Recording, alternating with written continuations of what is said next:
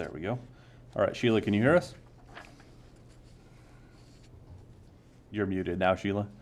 Yes, I can. There Okay. we go. All right, sounds good. The time is 7:12 p.m. and I will call this meeting to order. May we have roll call, please? Mayor Reichel, Here. Pro Tem Hanrahan, Here. Trustee Britnall, Trustee Klassen, Here. Trustee Flores, Here. Trustee Poston, Here.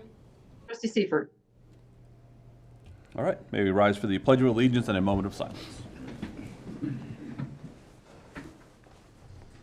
Pledge allegiance to the flag of the United States of America and to the republic for which it stands, one nation, under God, indivisible, with liberty and justice for all. All right, be seated.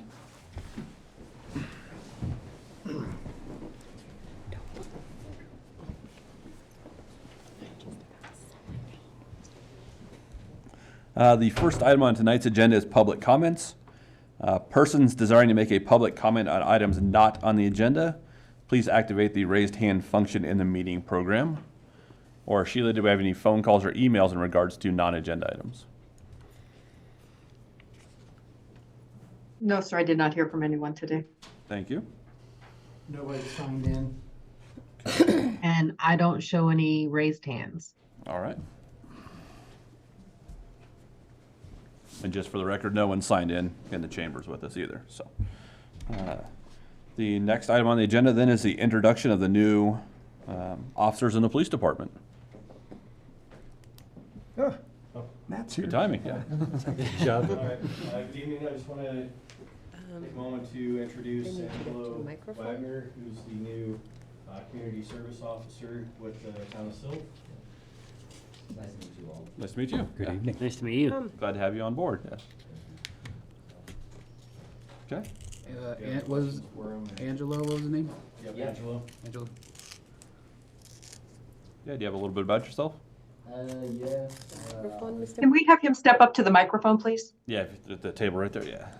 Thank you. Yes. So I was born and raised here in Colorado. I lived here for most of my life. I got my GED not too long last year, sometime in the summer. Just kind of decided to try and take law enforcement on as a career, and it's so far turned out to be a great experience, and it's opening a lot of windows and doors to that next step into like my life, into my career. All right, cool. Very Nice. happy to have you, Yeah, Angelo. yeah, happy to have you. Yeah, happy to have Thanks you. for Yep. joining. All right. Thank He, you. Yes, thank he you, was guys. also our security guard for Heyday. Okay. Yes, I was. Yeah, I was uh-huh. overnight for heydays. For heydays, okay. All right. Did anything get stolen from Hades? No. There we go. Great success. First successful mission. Accomplished. All right, thank you. All right, next up is the consent agenda, which contains a bunch of items today. So, number one is the minutes of the November 13th, 2023 Board of Trustees meeting. Number two is the approval of the 7-party memorandum of understanding regarding the Garfield County senior programs for 2024. Number three is the approval of an intergovernmental agreement for the Garfield County Senior Program Traveler Services for 2024. Resolution number 32, Series 2023, a resolution authorizing and supporting a community impact grant application to Great Outdoors Colorado for the community park renovation project. Number 5, the resolution number 33, Series 2023, a resolution of the Board of Trustees of the Town of Silt, Colorado, of the County of Garfield and the State of Colorado, authorized signing of the Colorado River Wildfire Collaborative Memorandum of Understanding. And number 6, the resolution number 36, Series 2023, a resolution supporting the grant application for Department of Local Affairs, More Housing Now and Land Use Initiative, in the amount of $67,500 for a total project cost of $75,000 in order to undertake a housing needs assessment and update the Town of Silt's land use code. Would you like to discuss any of those separately or make a motion? No, I had a quick question. The community park renovation project, how much was that again? For the grant? The grant, we're hoping to get about 900,000. The total project, we estimated it at like 1.2 million. Oh, okay. Thank you. And then I just had one question also on the resolution for the housing needs assessment. Wasn't there just a collaborative in the valley that did a housing needs assessment for the valley? 2019, I think, is when they did that. This one would be very Silt specific, and you'll recall that we had been working with a couple of projects to see if we could help them fund some of their infrastructure.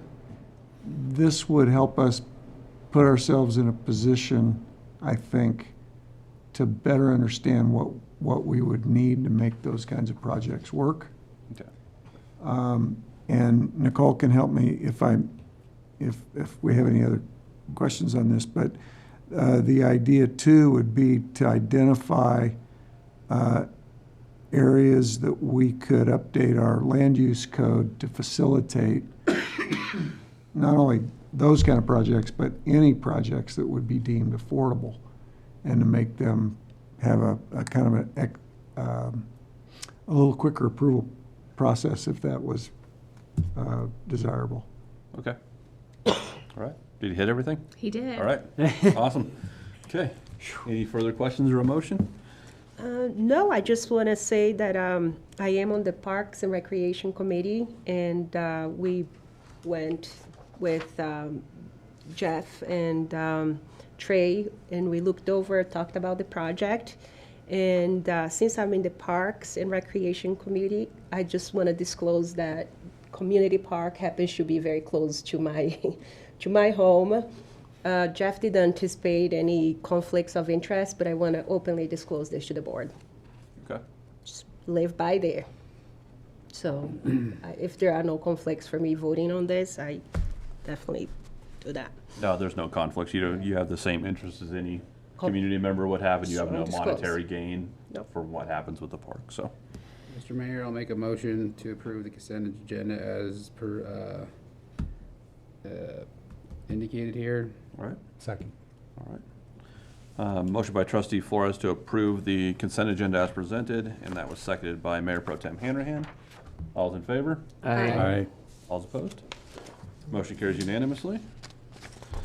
Do any board members have any conflicts of interest with agenda items tonight? None here. No, sir. I have none either. And do we have any agenda changes tonight? None by the staff. How about the questions for Nicholas Classing? Are we going to go over when we go? We have, thank you for mentioning that, Andrea. We have the budget presentation scheduled for 8:15-ish and 30 minutes of that, and I'm going to be way quicker than that. So Okay. there should be time to address those Only issues. had, yeah, there's 3 or 4 small ones. 34? Okay. 34 3 or 4. questions. 3 or 4? Talk fast. And if that discussion runs past the 30 minutes, I don't think it's going to affect the rest of the agenda, so we should be fine. So. Agreed. All right. Then we'll jump into some serious business now. So next up is resolution number 34, series 2023, a resolution of the Board of Trustees approving the operation of a brew pub and food truck at 502, units 504 and 506, as well as 550 Front Street within the town of Silt, Garfield County, state of Colorado. We'll turn this over to our community development manager. Perfect. Okay, so Mr. Lynch has been desperately trying to get in town for a year and a half or so now. 2 years a little now. over 2 years now. He did find a location and had gone through a planning and zoning approval for a site plan at 502 Front Street. However, the state liquor board contacted Mr. Lynch and told Mr. Lynch that since he has a vested interest in another facility in Rifle, he cannot have a vested interest in a brewery in the town of Silt as well. So he had a choice to make. He could either, he has a business partner, he could remove either him or his business partner from the two so that one were on each and keep it a brewery and not have to go through the special use process, or he could keep him and his business partner on both liquor licenses change it from a brewery to a brew pub because it's recognized differently in the state liquor board. And so in doing so, since it's recognized differently, we, in our schedule of uses in our code, we do have a brewery, but we do not have a brew pub. And so since he was changing that designation away from a brewery, we could no longer consider him a brewery in town. So that took us to a couple different options for him, which was a restaurant that's still a special use. And then we looked into liquor stores, taverns, bars, that's still a special use. And then the code defines anything not defined in the code is a special use. So that kind of put us up against bringing him in front of the P&Z and the Board of Trustees now for a special use application. So that's how we got to where we are right now. I'm going to give you a rundown of what his business proposal is, and the difference between the brewery and the brew pub, and why that potentially could change some of his operating plan, but overall he's staying pretty consistent with what he had originally proposed as a brewery, which would have initially been a use by right. So the difference between the brewery and a brew pub is the brewery did not require a town liquor license, but a brew pub does. So after we're done with the special use, Lori's gonna bring the liquor permit and application to you as well for the license. The brewery does not require an on-site premise food be sold. However, the brew pub does require that food is sold and a minimum of 15% of sales come from food annually. The brewery is only able to serve beer that is being brewed at that facility, and the brew pub allows for the addition of wine and mixed drinks that could include or would include hard liquor mixed with like Coke, orange juice, some sort of other staple such as that. And so there's a few differences within that, even though some of those differences will allow him to serve additional liquor. His operating plan is still pretty similar to what it was before. He is still looking to operate Wednesday, Thursday, Friday from 3 to 9, Saturdays from noon to 8, and then Sundays noon to 6. He has stated that it's possible that he would stay open a little later, not exceeding 10 o'clock, which is one of the conditions of approval that the Planning and Zoning Commission wanted to have, is that he wouldn't be open past 10. And he's not looking to cause any havoc or chaos, is what he stated with the Planning and Zoning Commission as far as staying up or like operating late, late hours and loud music and that sort of thing. He will have indoor and outdoor seating, a walk-in cooler, and a secured brewing area. Some of those are conditions that we're setting forth, and then some are the state liquor licensing. Mr. Lynch has said that he's going to comply with all liquor licensing, which is the next step in this process. He's still going to operate a small batch brewery. He's guesstimating about 700 gallons a month, which is way under the limit of what he is allowed to brew there under a brew pub. Mr. Lynch does not believe that there's going to be any hazard to the wastewater system. So what he has as far as it's organic yeast that's fermented, then cleaned, the yeast is diluted, and then it's no longer active and it's safe to be put back into the water system. He is going to be able to serve hard liquor, as I stated before, but in a mixed drink capacity only. He is looking to withhold that right to do so, but doesn't know if that's going to be a primary option that he's going to serve. He's more leaning towards the wine, as he thinks that that's going to best be paired with his brewed beer. He is encouraging people to bring their own food still, and he is going to provide snacks such as pretzels and chips. He is confident that he is still going to meet that 15% requirement for the annual sales of food, because he did just purchase and partner with the beef out of Rifle. And he's gonna they're gonna have their commissary kitchen in Rifle and a food truck that's gonna be parked at this facility full-time. So it will be a stationary full-time food truck that'll be there. And I'll explain that a little bit more as we get to it with other food trucks coming in. But he's looking to, at some point, hook that up to utilities. Mr. Lynch knows that he's gonna have to work with the town so that we can help him figure out what exactly that's gonna look like, and he's gonna have to work with Garfield County Public Health. So this special use to incorporate the food truck and the brew pub is just an overall approval for that to be stationed and allowed there. And the specifics of everything are just gonna be, he's gonna work with staff to make sure that he's compliant with all of that. He is gonna have proper signage posted. No liquor is allowed outside of his fenced area. Mr. Lynch has stated that anybody serving is gonna be a responsible server, taking the tips trainings, not serving to anybody under the age of 21. He is looking to provide music indoors, outdoors, weather dependent.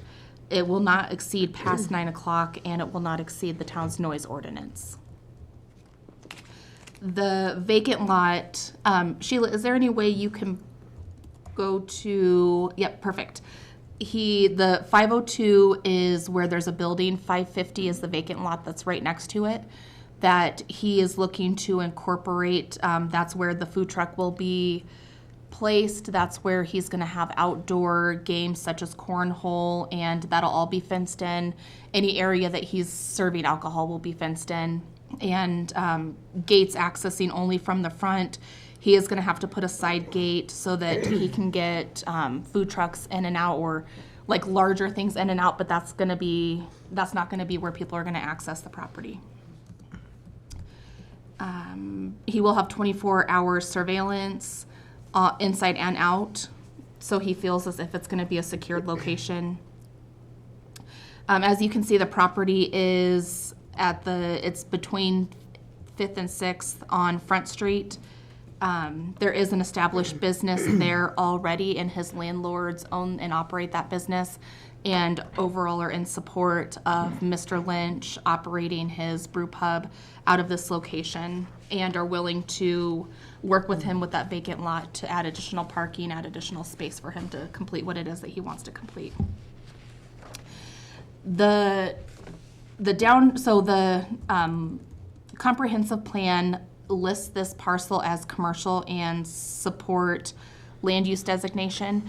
It does state in there that this is gonna help be the expansion of the downtown area in the future, which is exactly what is taking place here. It's just gonna expand the downtown area a little bit further down to Front Street. But overall, it does match with the comprehensive plan. Staff does find that this application and proposal align with the comprehensive plan and expansion of the downtown area. It is believed that the brew pub and fixed food truck will draw local and traveling customers to drive commerce in Silt. And the Planning and Zoning Commission did recommend approval at their last meeting for the special use for the food truck and the brew pub. I do have a list of conditions that I will go over, but I really quickly wanted to go over the map with you, which I think is the last page, Sheila, if you can pull that map up, the site plan.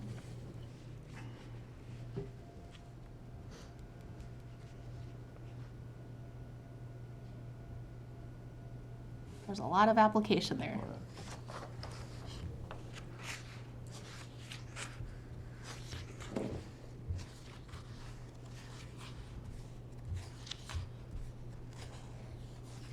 Perfect.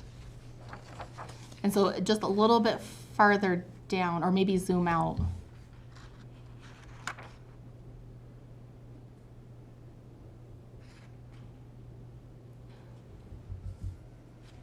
Sorry, Sheila, on the actual like site plan part, the below that colored picture. There you go. Thank you. You're welcome. So he is proposing dumpsters on that north side. We did have citizens come in and speak as to how close this facility was going to be to their house. They are pre-existing non-conforming, and they had requested, and Mr. Lynch had was very willing to put a privacy fence so that it kind of blocks some of that. So there's the dumpster area, and then on this diagram, this is an older diagram that we need to, that eventually he'll have redone. But the food truck is sitting currently perpendicular to Front Street. It was the request of that citizen and the Planning and Zoning Commission as a approval, a condition of approval, is that that is actually going to turn and be parallel with Front Street.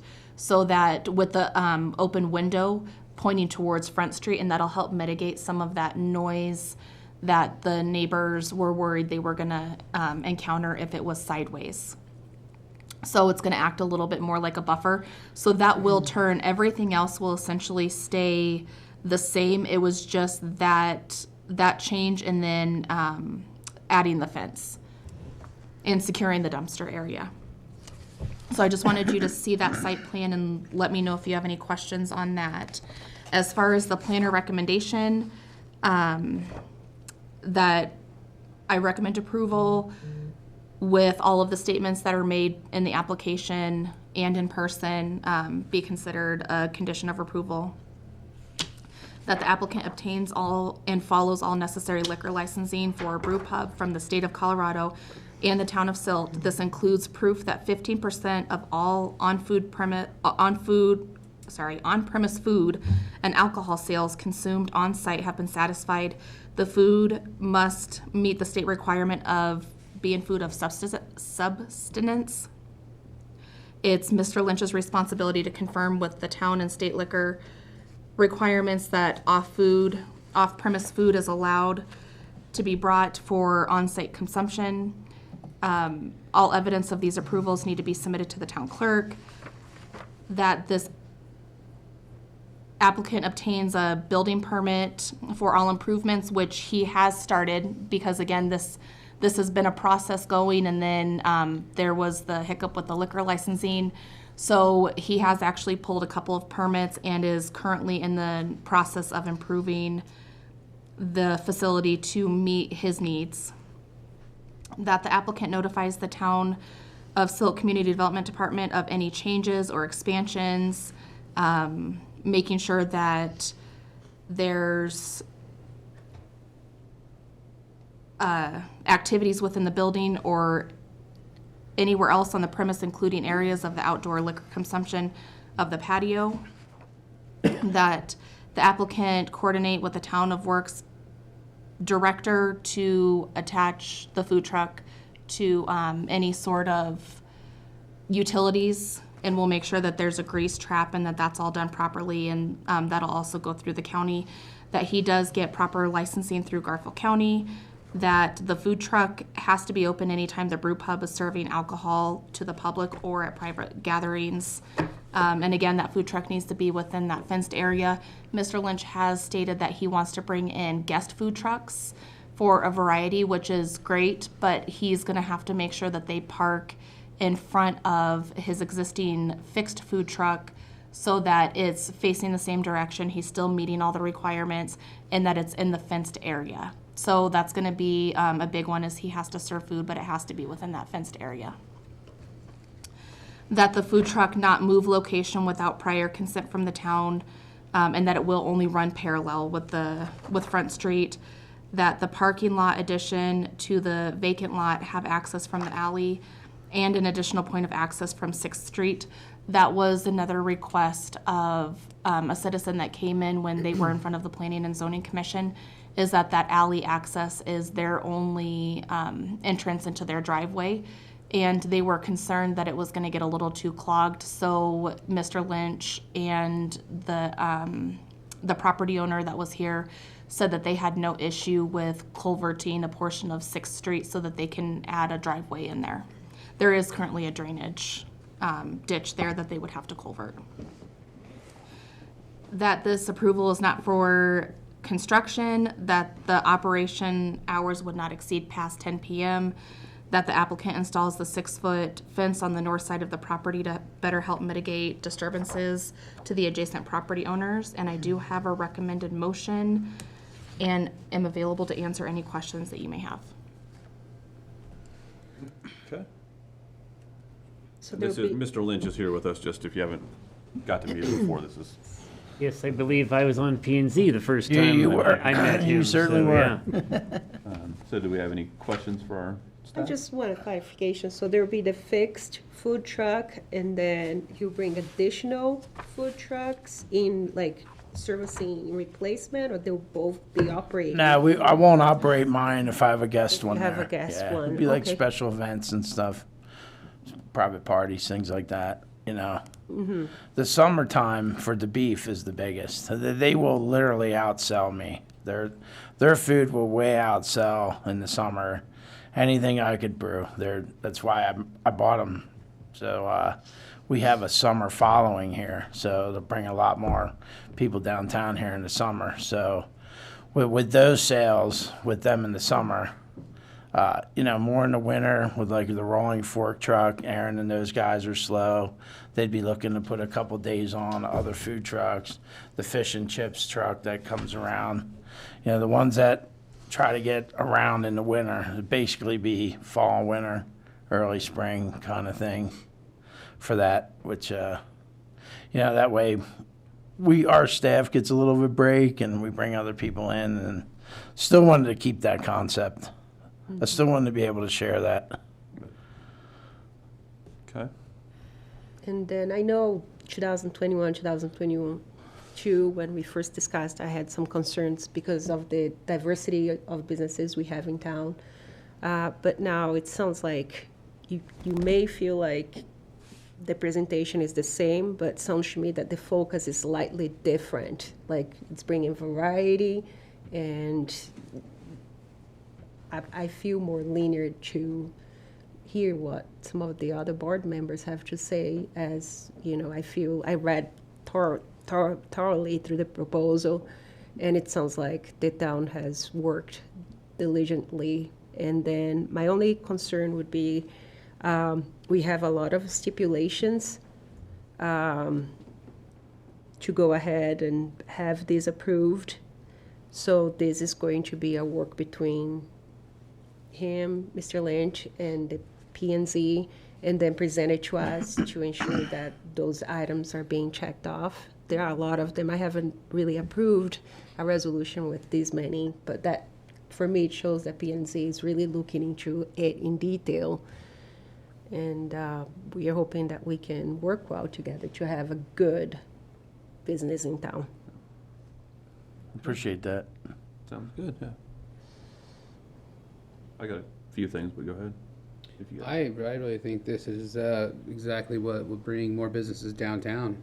This culture is what we're looking for. You know, we want the people coming downtown and shopping and, you know, recreating, and this is part of it. I agree. I'm on board. Can you go over the hours of operation again? I couldn't type as quickly as you were talking. I apologize. Sorry, and my throat got dried No out, so I worries. was like trying not to cough when I was talking. I know the feeling. The hours of operation were Wednesday, Thursday, Friday from 3 p.m. to 9 p.m.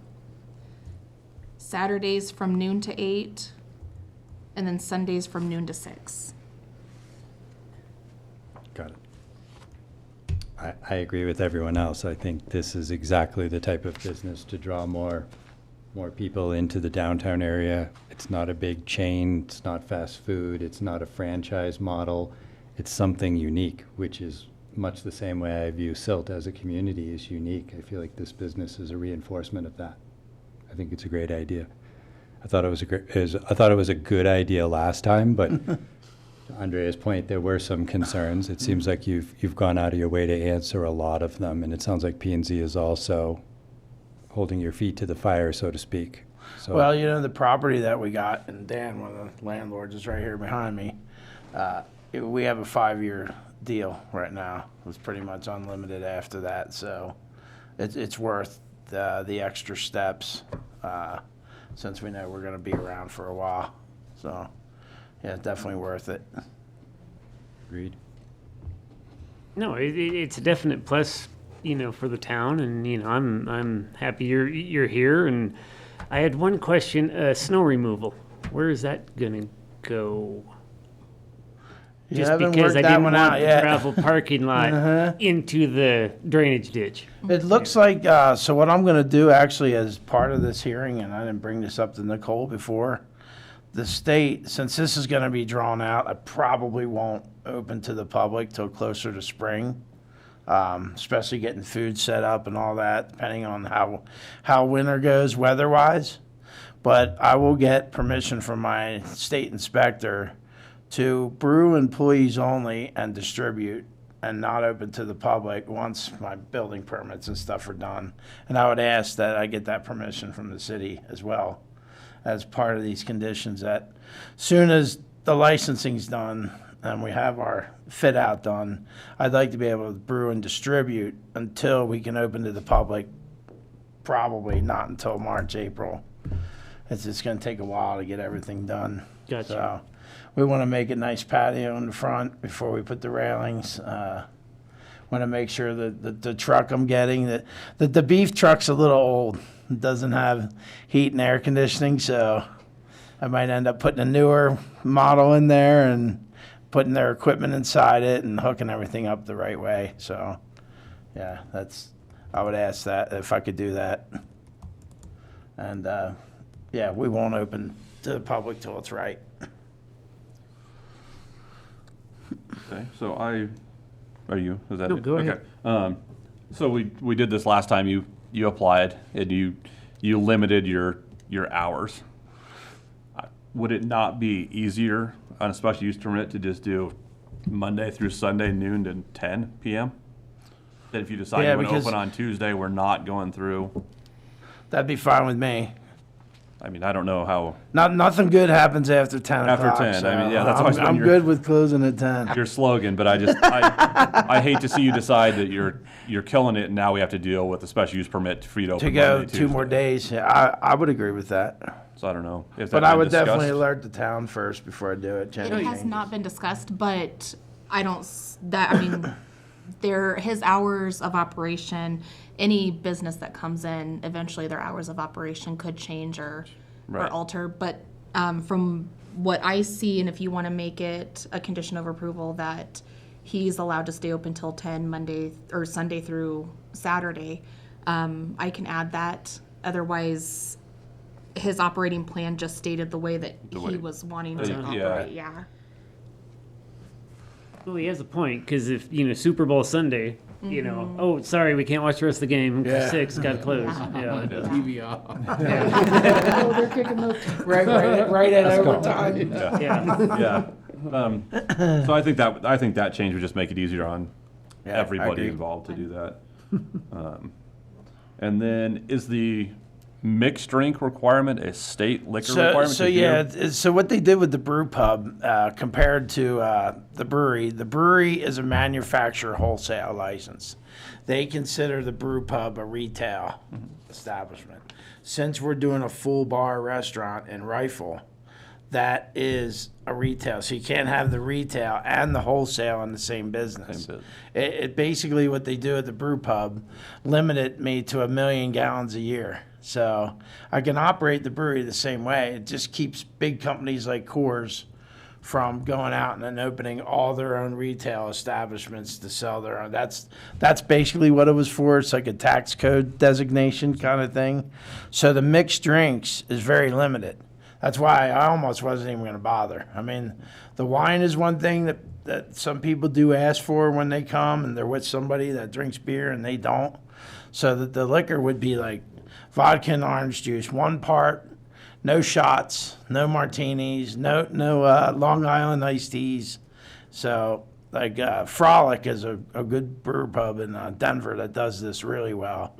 And they just keep a rum, a vodka, and a whiskey, and it's just one mix with fruit or Red Bull or whatever, and that's it. That's it. And they stock a lot of wine, and they said they sell a lot more wine than the liquor, so it's limited. Okay. But does the state liquor license prevent you from serving shots, or is that a? It does not. The brew pub does. He just has to meet the requirements of the food, Okay. and Right. then he's allowed to sell either the wine or the spiritus. That's where the 15% food. 15% comes in. Correct. Because if But you get a that's- full tavern license, you're 25% food when you have a full liquor like Miners Claim. He has to do a lot more percentage. And then, I'm not up on health codes, so having the public bring their own food into Into the brewery establishment is yeah. legal? Yeah. Okay, We do it now. People love it. I have not confirmed that with public health. okay. Because the public health won't have really anything to do with the brewery side inside. Pretty much the food truck and how that goes there. That goes. Yeah. Okay. All right. Kind of just like Fernie's and the other truck, really. Basically same Right, thing. you just Pick buy and it, take, yeah. get it there, and then come into the, Right. okay. Yeah, I think the time change and day change is the only thing I would like to see I'd modified. support that, yes. Yep. Other than that, I'm ready to drink a beer and have some Heck have a yeah. sandwich. Heck yeah. Heck yeah. Okay. It's been a while since I brewed. I got to brush up.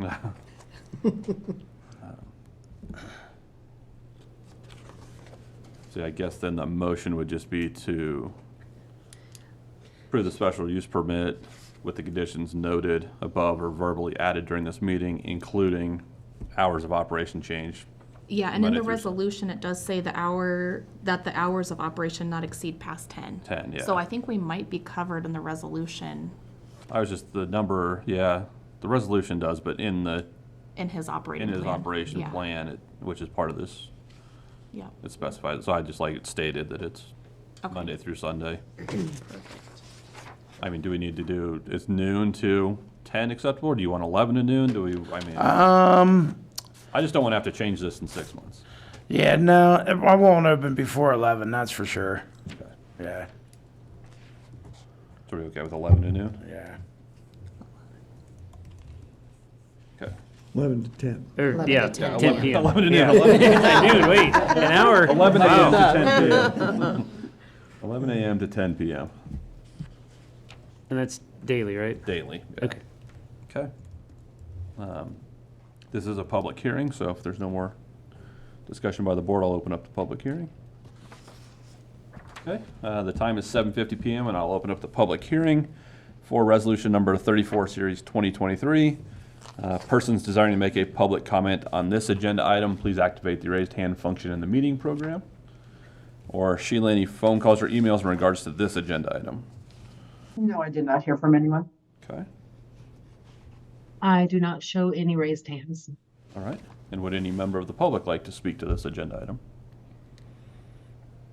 Okay, seeing none.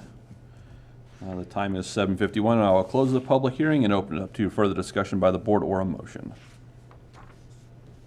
Yes, Mr. Mayor, I'd like to make a motion to approve resolution number 34, series 2023, a resolution of the Board of Trustees approving the operation of a brew pub and food truck at 502 Front Street, units 504 and 506, as well as 550 Front Street within the town of Silt, Garfield County, state of Colorado, with the hours of operation 11 a.m. to 10 p.m. daily.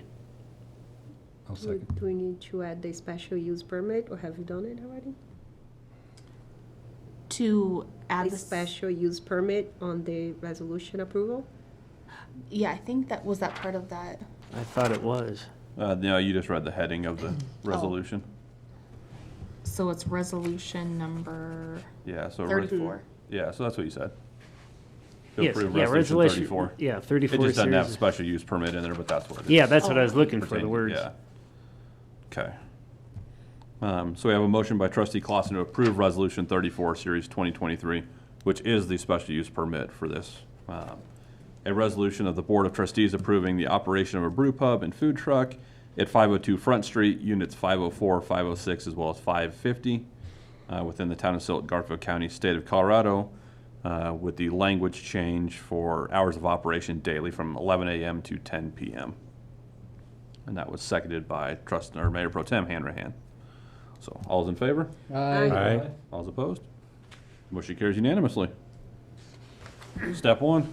Here we go for step two. Okay, step two. Step two, so next. Nicole graciously covered a lot of my Here. information. So I just wanted to point out, along with this brew pub, he is also allowed to sell sealed containers off the property of the malt liquor of what he's brewing, okay? With the special use being approved, staff is recommending, he has turn in and all the requirements for the liquor license, with the exception of, I'm still waiting on getting a satisfactory background check on him and Mr. Lynch and his partner. Staff is recommending approval of the brew pub liquor license, but I also have a couple conditions with that. With the diagram he submitted for the the licensed area, we are needing the fence installed to approve that. So that we'll be waiting for the fence to be approved because everything will be in the licensed premises will be within that fenced area. And then obviously planning will also need to verify that the fence is up to code. The licensing all proper licensing is done through Garfield County Public Health and the town of Silt.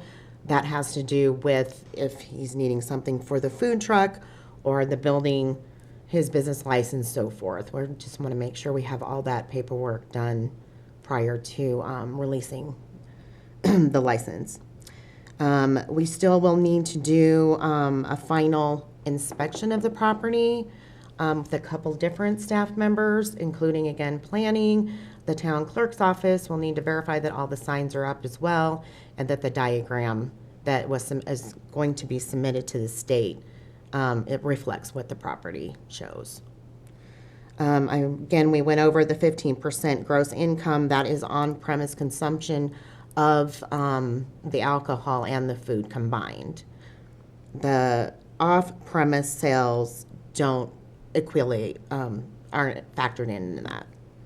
And then, again, what I just said, the final results from the fingerprint and background checked, we just want to make sure we get those back as a satisfactory report.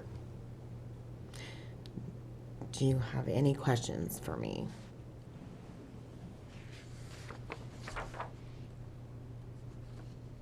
I don't think I have any. If Mr. Lynch has something else to add. All right. Yeah, the only thing that I care about that is that like I said before, I want to be able to start brewing and distributing and not open to the public before most of the work is done. That fence won't be done until probably spring. So, I mean, as far as the inside, the state still sees me as a brewery more than a bar. So, I mean, I'm 85% a brewery. So, my brewery functions as far as the state's concerned with distributing everything hasn't changed at all, really. So all I'd ask is that I'm allowed to brew and distribute, but not open to the public till everything else is done. I'm not sure that we can allow that because he's designated as a brew pub. I have to submit the proper documentation to the state, and that is what would get approved. So if he wants to operate as a brewery, that's not what he's technically licensed as. And then the fence around the licensed premise, that's a state thing, That correct? is a state. Well, I have to have fencing. I have to have the brewery side inside gated from the public inside as well. And you can't have any consumption outside without a fence or railing. That's federal and state. So we wouldn't be using the outside. I'd just be using the inside. I wouldn't be open to the public. I mean, it's a temporary thing I'm asking for.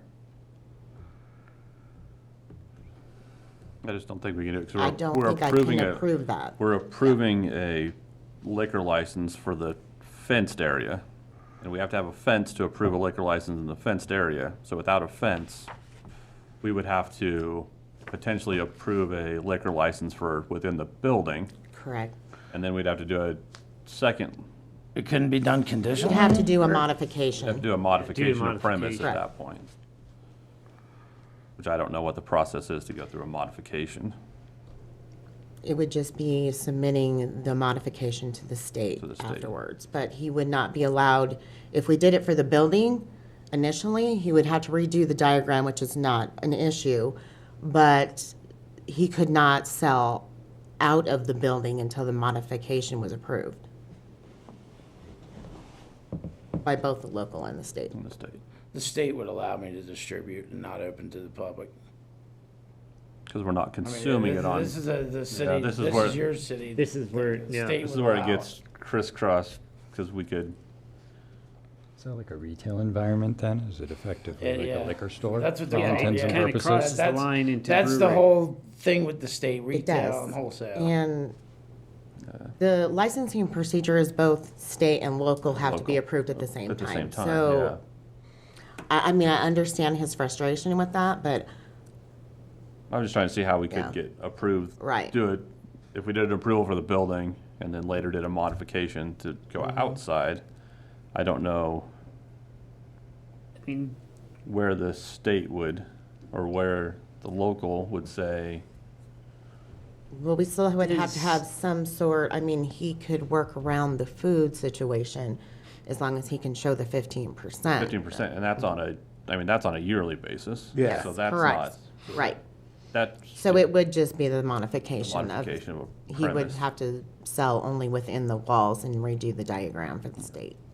So if he approved the building, and he just didn't open up to the public, he could still brew, and then he could distribute, because distributing is you have It's a to- wholesale. You have to do that through a third So, party so I'm distributor. still, anyway. no, I'm still allowed to wholesale.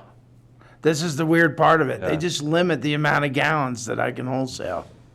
It's like it's like 1,000,000 gallons, and then there's a 300,000 gallons I can even wholesale it to myself at my retail establishment.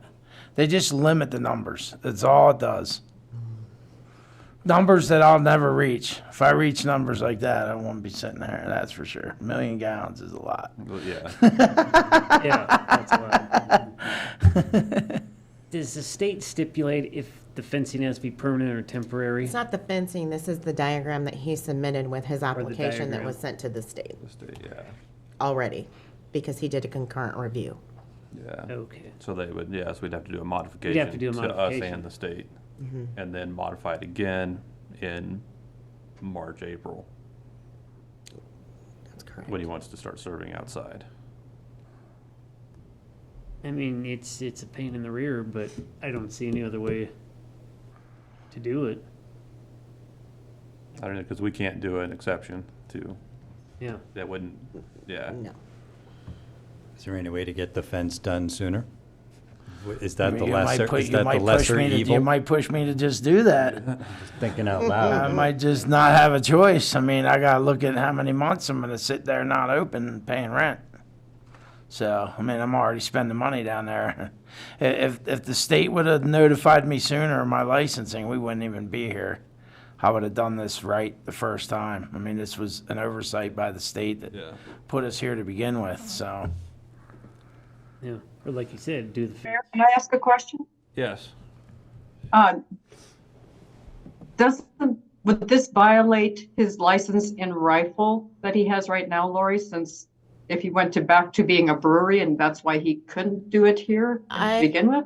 I didn't read anything in there that stated he would still be holding the brew pub license and he could basically do what he want as long as if he had patrons within the building, he still has to just meet that food requirement, and that is the annual food requirement. And I But to brew it and sell it without being open to the public, does that make him a brewery? No, because I have a wholesale portion to the brew pub I see where you're license coming anyway. from. There's two parts of the brew pub. There's a The brew pub. retail and a wholesale license. I would honestly have to verify that. We'd have to verify that, because otherwise people would just get a brew pub license and just not be open to the public Exactly. and be a brewery. Right. Yeah. Yeah, and they could, just to have their own retail establishment. That's what they would have to do to get around that state licensing.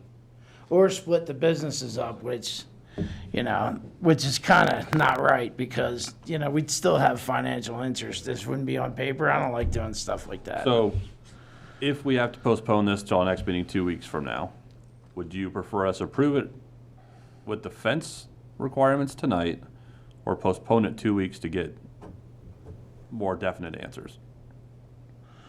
Ooh. Because that's kind of that's our two choices we have, right? I say postpone it personally.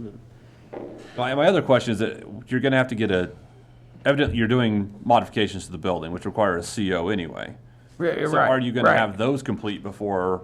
I would just want it to be employees only. Yeah. So, because we're going to be in there working on it anyway.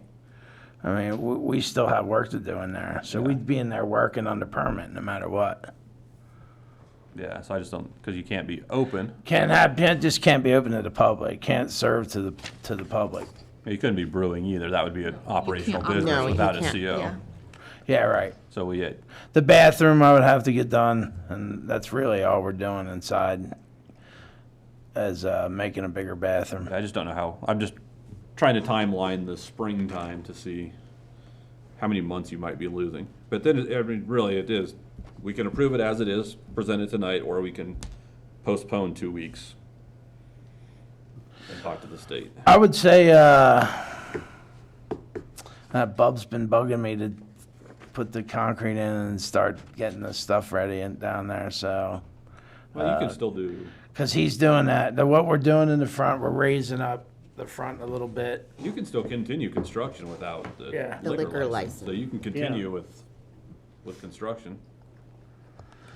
I would say I'd go for. I mean, the timing's going to be the timing. Either way, it's going to cost me time, Yeah. one way or the other. So, I would say we prove it with the fence, and I'll just get the fence done. Get the fence done. Because if I keep delaying it, that just move my ass to get the fence done before it freezes too bad. Because I wanted to do is a wood privacy fence along the alley like we agreed to. But then I was thinking of more ranch fencing on the driveway side, and then in the front, something a little nicer like wrought iron or something along the front. So I guess we can approve it as is.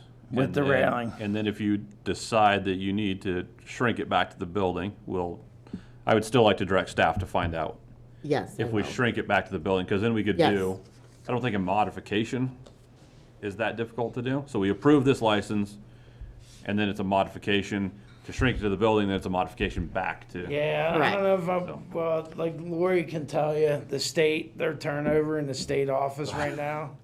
I mean, Yeah. until we would even get those answers, I'd be in February anyway. So, I mean, and then no one there knows, and they have to ask someone, and they have to. The state's been great actually, except for their turnover in their offices and people that coming on board that have to study this stuff before they can answer it. So, I'd rather just approve it now with the fencing, and I won't do anything until the fencing's in, except construction. Okay. I think that's, now thinking it out loud, it's gonna cost me the same amount of time. Okay. And hopefully we do an anti-snow dance before we leave here. Okay. Well, there's nothing further than this Yeah, as a no, public hearing. I'm We'll open okay up- with that. Okay. Yeah. All right. The time is now 8:06 PM, and I'll open up the public hearing in regards to the approval of a new brew pub liquor license for All In Brewing LLC. Persons desiring to make a comment on this agenda item, please activate the raised hand function in the meeting program. Sheila, any phone calls or emails in regards to this agenda item? No, I did not hear from anyone.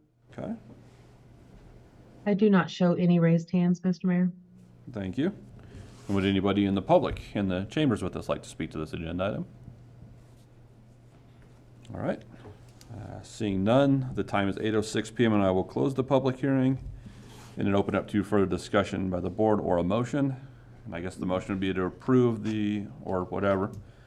The recommended is to approve the New brew pub liquor license for All In Brewing with the 5 conditions stated by Lori. I'll second. That wasn't a motion, that was what the motion should be. Nice, pretty nice good. try, though. Yeah. That was well played. Yeah. Mr. Mayor, I'll make a motion to approve the new brew pub liquor license for All In Brewing with the 5 stipulations that were mentioned by Lori, right? Is that right? Yep, in the packet, yeah. In the packet. I'll Okay. second. All right. Motion by trustee Flores to approve the application for a liquor license for a new brew pub for All In Brewing with the 5 stipulations that our deputy town clerk has in the packet, and that was seconded by Mayor Pro Tem Hanrahan. All's in favor? Aye. Aye. All's opposed? Motion carries unanimously. We'll see you fence next week. Get digging. After you get a permit. Yeah, after you get a permit. You gotta get a permit. Okay. Permit, yeah. Thank you, Rich. Get the heck out of that place. Thanks, Okay. Rich. Okay, thank you very much, guys. Yeah. All right. Thank you, yeah. Thank you. Yeah. Oh, you think Okay. you'll leave? Thank you. Thank you very much, Larry. Yeah. Thank you. Yes. Okay. Next up is resolution number 35, series 2023, a resolution of the Board of Trustees approving the operation of a food truck at 125 South 7th Street within the town of Silt, Garfield County, state of Colorado. Now we'll turn this over to Nicole again. I take a drink so that my throat doesn't get dry, so I don't have to concentrate on not coughing. Okay, so we have a proposal for another food truck that's gonna be, the address is 125 South 7th, that's actually on Front Street. But again, that's a B3 zone district, so a food truck is gonna be a special use permit there. Mr. Monroy and his mother, Maria Sanchez, are proposing to operate a food truck that will be serving a variety of Mexican food.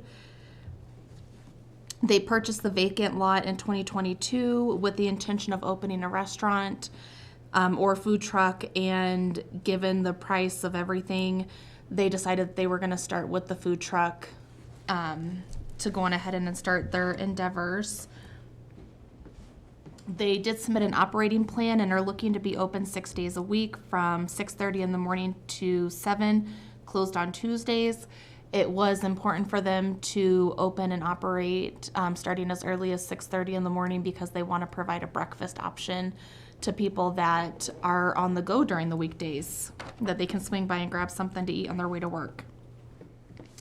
They are going to have like I said, a variety of options, including tamales, barbacoa, quesadilla, gorditas, Rianos, and Coke products, and I apologize if I didn't pronounce some of that correctly.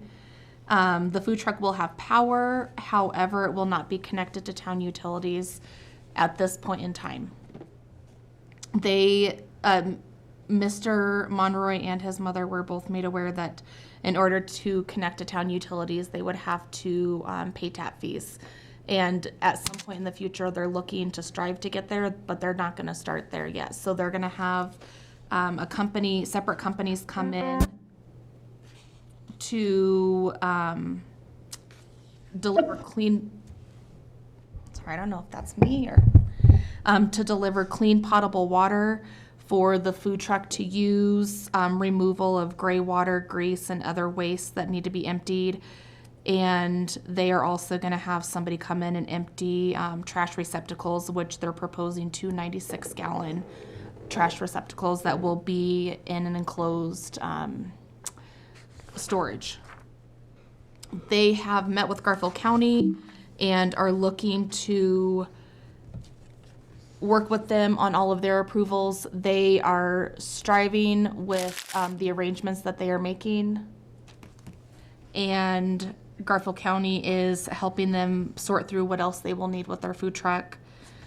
The food truck is going to be stationary and not mobile. They are proposing to build a shed under 200 square foot to store dry goods, as well as a picnic shelter that they would like to build on premise to allow shade in the summer and weather protection in the winter. They would like to add sides and heaters for the winter months. And so town staff will work with them to make sure that what they're building is within our code and within the International Code Council requirements as well. The property is located at the corner of 7th and Front.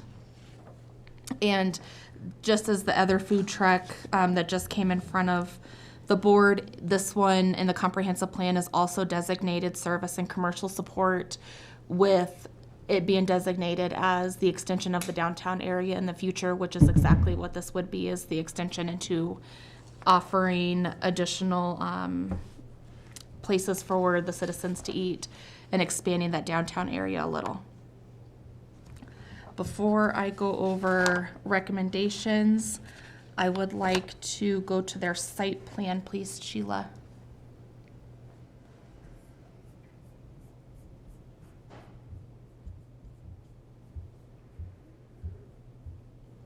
Oh, it was right there.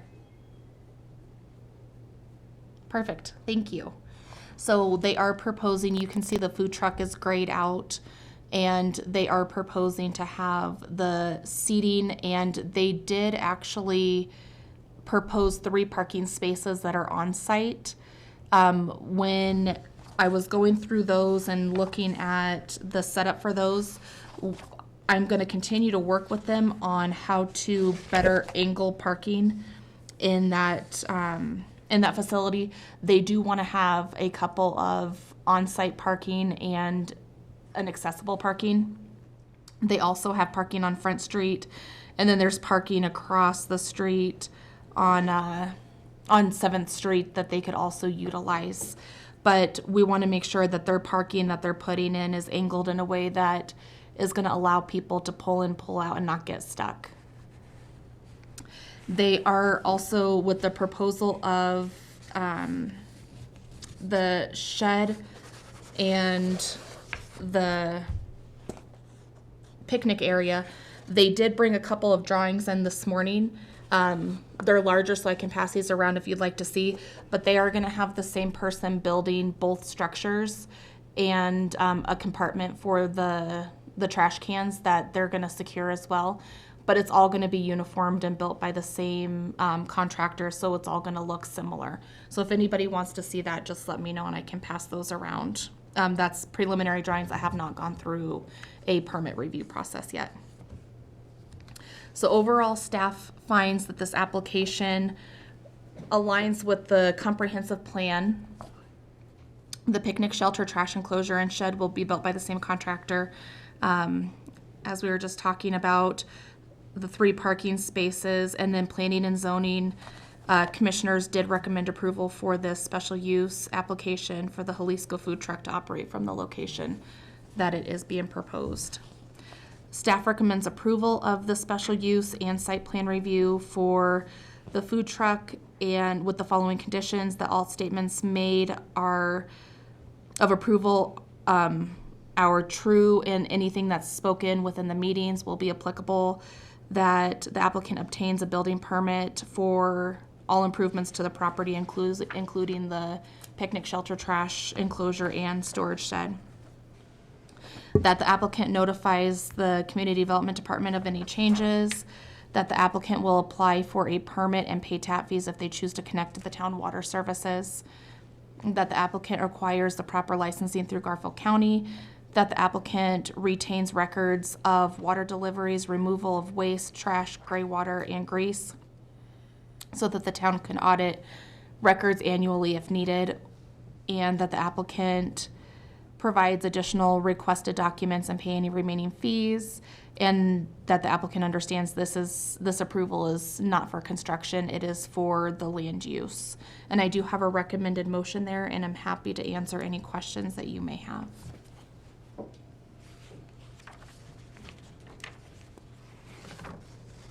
Any questions? No, I have for staff? some, but you guys. You want to say anything? Yes, well, I'm so so happy to start this if we get approved. Especially like in the mornings, like I see a lot of times they say like breakfast burrito, but sometimes I pass by, they don't open till like 10, 11 in the morning. By that time, I'm already gone to work.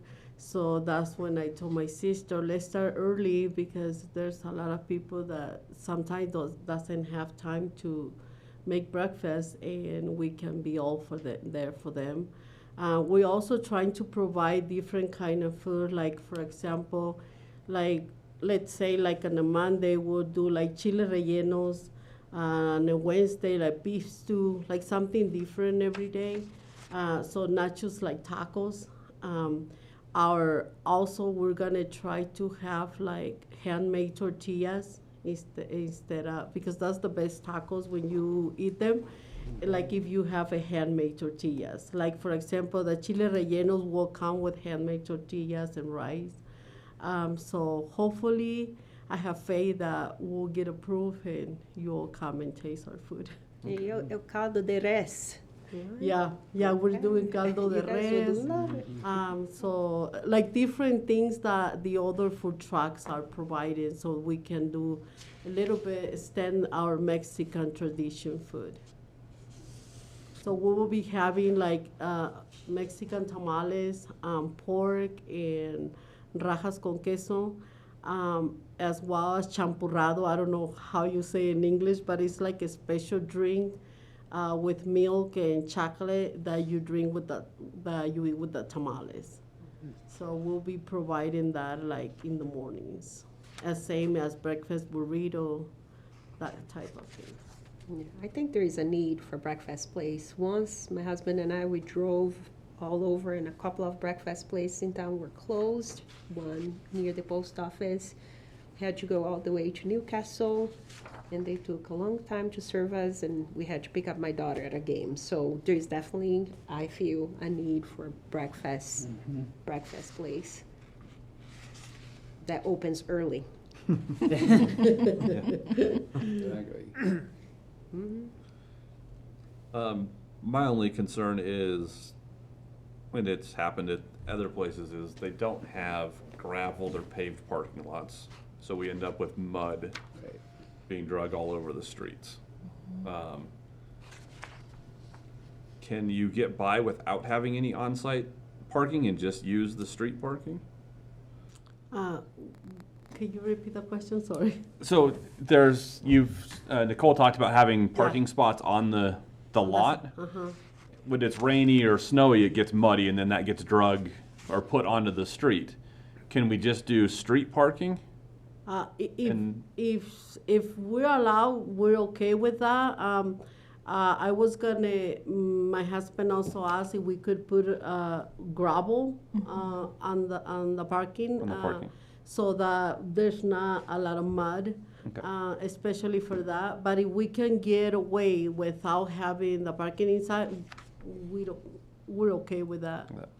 Yeah, I think the gravel would benefit you too, because when you're standing at the other trucks, you're always in the mud. So yours would look a lot nicer with gravel, and then parking for gravel. Yeah.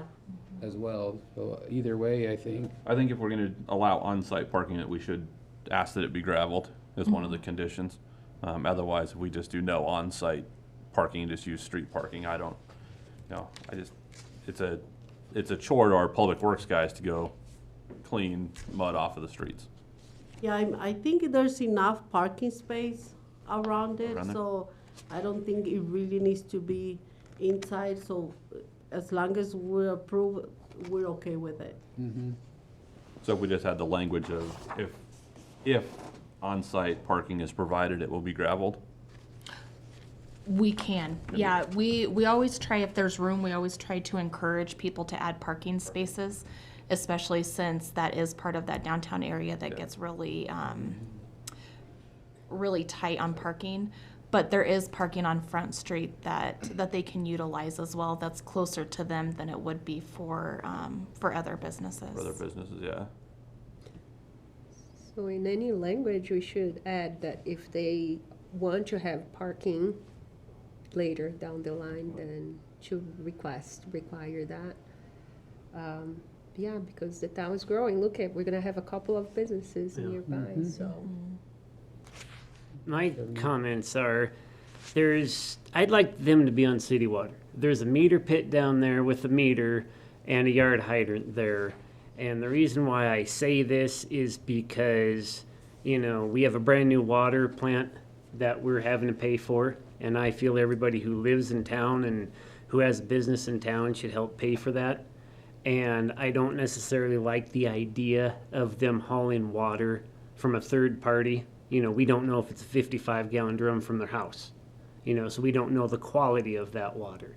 And the reason why I say that, because, there isn't a third-party water hauler listed on the application. And I just want to make sure that people don't potentially get sick. Because if that were to happen, I'm not saying it would, if it were to happen, then everybody's going to say it's the town of Silt's fault. And then it'll just, I would rather them use town water.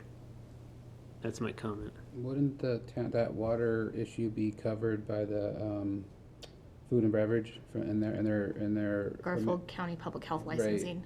Yeah, so that's Yes. already taken care of, that their water is provided by a third party professional. But, and the reason why I bring up that third party is, if they're delivering water to here, or if they're taking gray water away, who is this company, and shouldn't they have a business license to operate in town?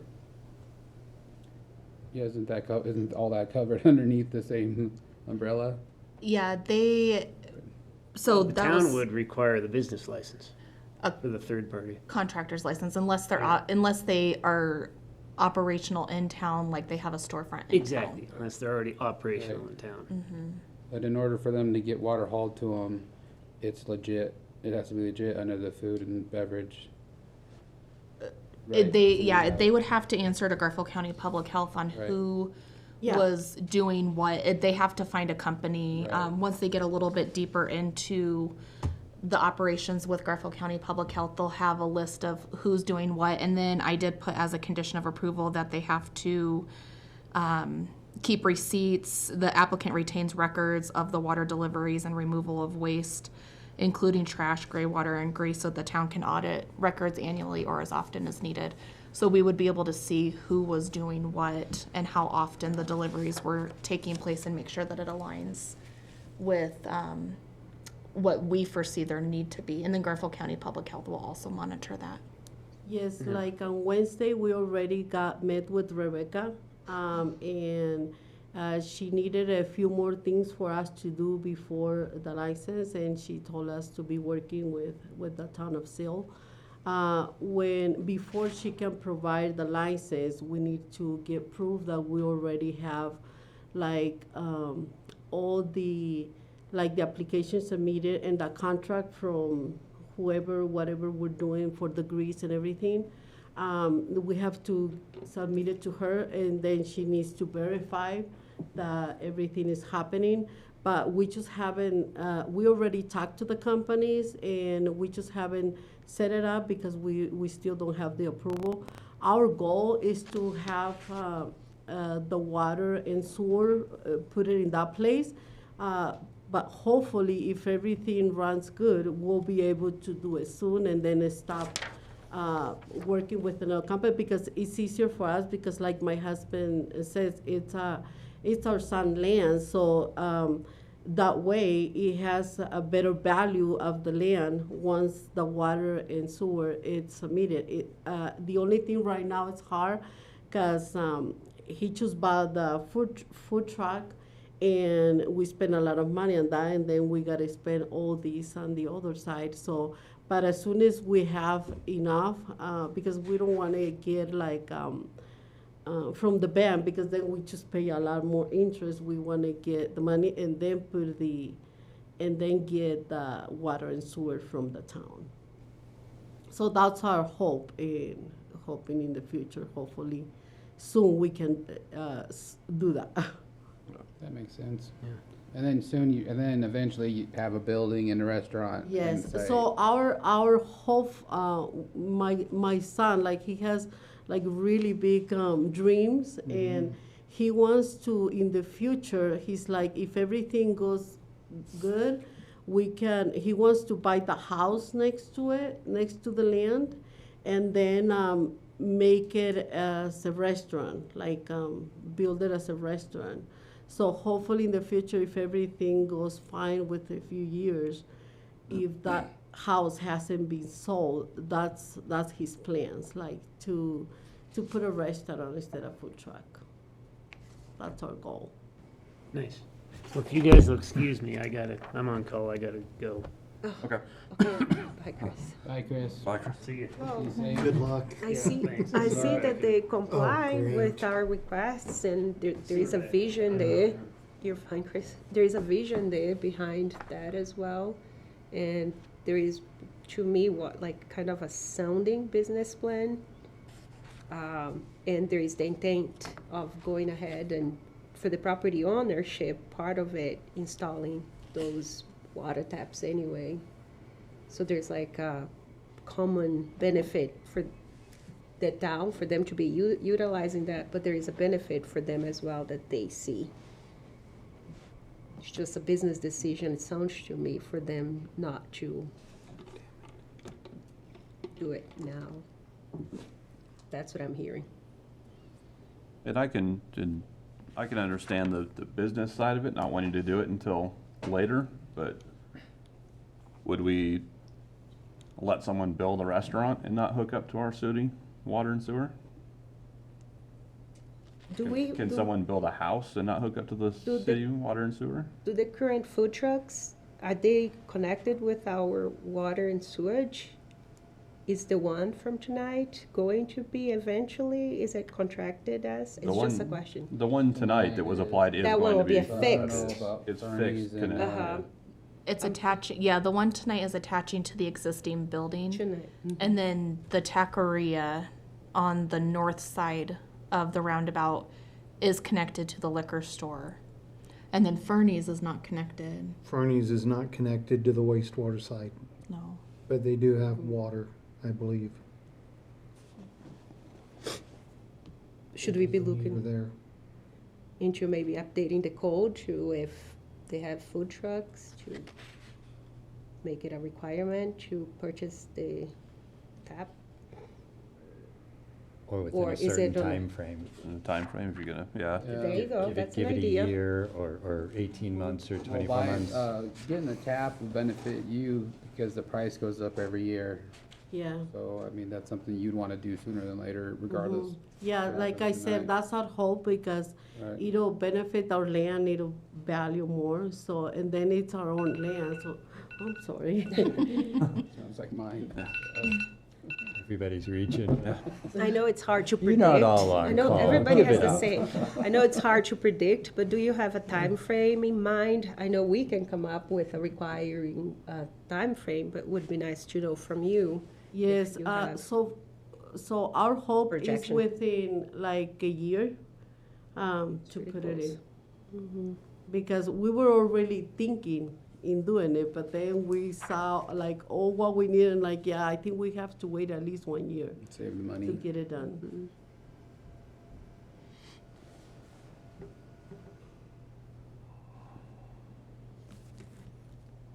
It's hard to try and apply rules that we don't actually have a rule for. Right? We're trying to enforce something that doesn't exist. And I think that's holding this small business startup accountable to a standard that's impossible to meet because it doesn't exist. We all agree that we need to get there someday, but we're not going to get there today. This is like the perfect example of small community business development and what we talk about in the abstract constantly. And if that means that it takes another year or two to get water, I'm okay with that, because the greater good is more businesses in our community like this. Full stop. This is an easy yes for me. This is exactly the type of business I'd love to see more of. What we need next is a gym, by the way, because we keep adding all these food trucks. That's if anybody all want to open a gym, see her. Because we're going to need one. I'm going to need one soon. Can we just apply maybe an intent for applying for water and tap fees, just so we have it written somewhere. Would that be satisfactory? Because I want to understand trustee Clausen's point of view, and I understand. I mean, so many years. I think that's exactly why this is a special request, is because it's not allowed. Yeah. So now we have to modify what we do have to make it work. So is modifying that to say, we're not worried about sewer and water tap? Are we worried about it in a year? Are we worried about it in 2 years? Or are we not worried about it at all?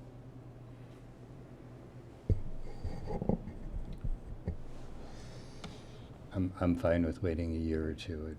I don't want to speak to the language, but I appreciate what Trustee Poston is saying about defining the intent. And I think that aligns us and gives the business owner the runway they need to validate the concept, generate the customer base, so that when a year comes around and it's time to pay the tap fee, it's not a backbreaker. But then this is kind of opening a can of worms, because then you got the fish and chip truck, and then you got the visiting trucks coming to the brew pub. You know what I mean? So we're gonna go through and say every visiting truck coming to the brew pub, you're gonna pay a tap fee. You're gonna do, you know what I mean? They're gonna connect, in the case of Well, the brew pub, to they're gonna do theirs. the exact same thing she's That's the difference doing. between a mobile food truck and a permanent food truck. Yeah. The fish and chips guy isn't moving in for permanent. If he wants to So- move permanent, then he hooks up to water and sewer. So if the language is changed for a mobile food truck, in this instance, it'd be fine, instead of saying a permanent food truck. Stationary is the same as fixed. So she could say she has a mobile food truck on this site and be fine, we wouldn't even be discussing this. Well, that's when then on that side, we would, and if we think mobile food trucks are going to be something popular, then we need to have rules written. As a mobile food truck, Right. it's parked for 5 days or a day or 24 Right. hours. So that's a whole nother. This is exactly how Yeah. policy gets Exactly. built, right? Yeah, Is dealing with challenging use cases. Yeah. But in the interim, until those policies exist, Mhm. I'm fine with granting the business a runway of a year or two. Yeah. Again, they've got a lot of other boxes to check right now. And to the mayor's point, it's a special use permit request for a reason. Yeah, and I just want to see it as a timeline, and it doesn't, I mean, it's not 6 months, 12 months, I mean, the number I jotted down was 18 months, so. Perfect. Totally fine with that. And I like that. I in like that. 18 months. I think that's reasonable. 18 months Like I or. say, if you can get through that first year, you can be a successful business, and that first year's always trying, so I hate to say, 80% A from the year. first year. so. Within 18 months, they need to, I'd be willing to do 2 years, because it's already, it's a hit in winter, it's always slowing down for businesses. So that gives them 3 more months, or, you know what I mean? 2 full summers, yeah. I'm fine with that too. That makes a Gives- lot and of it gives sense, us given the And it gives us season. the end of Yeah. 2025, or what is it, 2025? Yeah, I Simple. stopped at the food truck after the holiday celebration last week and froze my backside off. Right. I was like, I just won't be going there because of the conditions, it has nothing to do with the food quality. just, Yeah. okay, I mean, I'm fine with that, and I think that would probably, to Chris's point, at least it's giving us a date. Yep. And it's on the radar for further, or future food trucks. Food and- truck. Maybe our next work session with P and Z, that It's a could food be truck part of that discussion. dialogue is how are we gonna handle food trucks if they're permanent, the mobile, et cetera, et Fixed. cetera. And we'll have a sufficient number of use cases to have a meaningful discussion about it. Nicole, I just did that for Nicole. Yay, more creation and change of codes. Yeah. Code rewrites, in case you had Gotta love nothing it. else to do. And getting cramped from changing the Yes. code so much. So, as the applicant, are you okay with doing 2 Yes. years as a Perfect. benchmark we're trying to hit? Yes. Okay, Thank you. yes. All right. Any further discussion by the board? This is a public hearing, so. If there's no further discussion, then, okay. Do you have anything else, or we're gonna open up the public hearing? Okay. No. All right. The time is 8:36 PM, and I will open up the public hearing in regards to resolution number 35, series 2023. Persons desiring to make a public comment on this agenda item, please activate the raised hand function in the meeting program. Or Sheila, any phone calls or emails in regards to this agenda item? No, sir, Mr. Mayor. All right. I do not show any raised hands, Mr. Mayor. Okay. Would anybody here in the public like to speak to this agenda item? All right. Seeing none, the time is 8:37 p.m. and I will close the public hearing and open it up to further discussion by the board or a motion.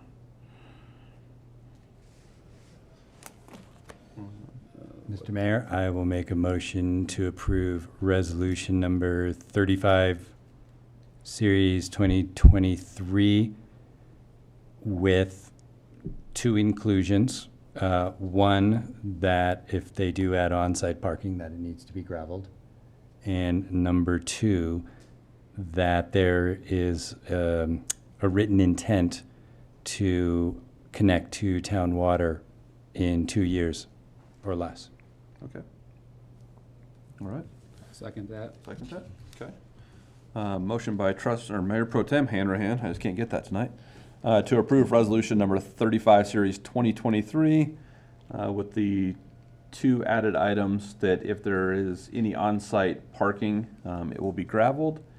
And the second is a letter of intent to connect to the city water and sewer within 24 months. And that was seconded by Trustee Flores. All's in favor? Aye. All's opposed? Motion passes unanimously. Okay. Congratulations. All right, thank you very much. Thank Yes. Good luck. Good. Thank you so much. Yes, you guys have a good night. Thank you, Nicole. Congratulations. We'll move forward with the rest of the. Good luck. Thank you, yes. Have a good night. Good night. Yes. All right, next up is the draft 2024 budget presentation.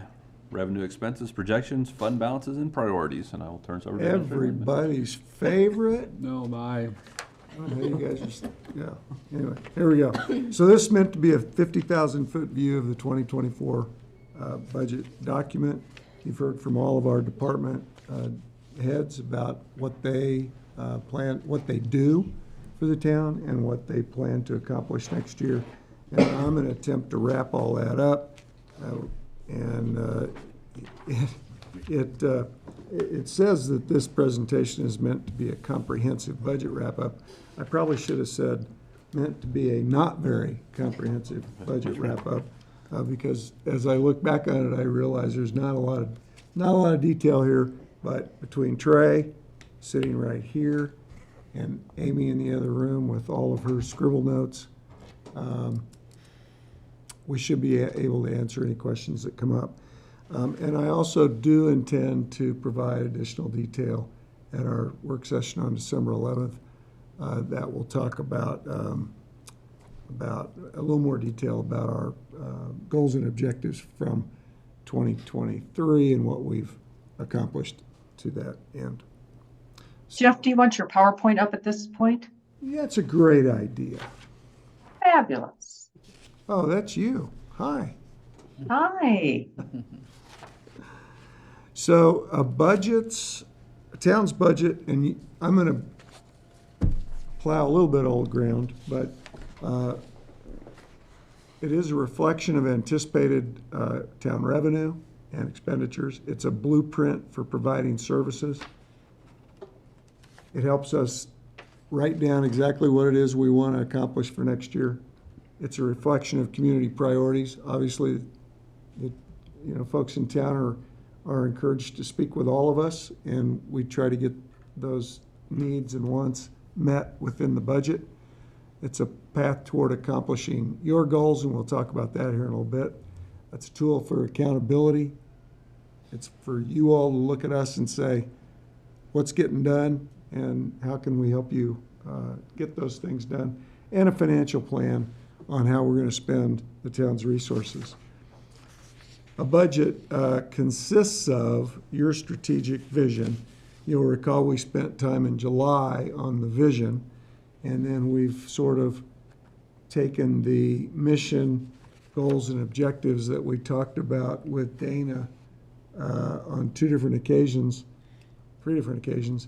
and we've sharpened the focus on those things into our 5-year plan, which is on the next slide.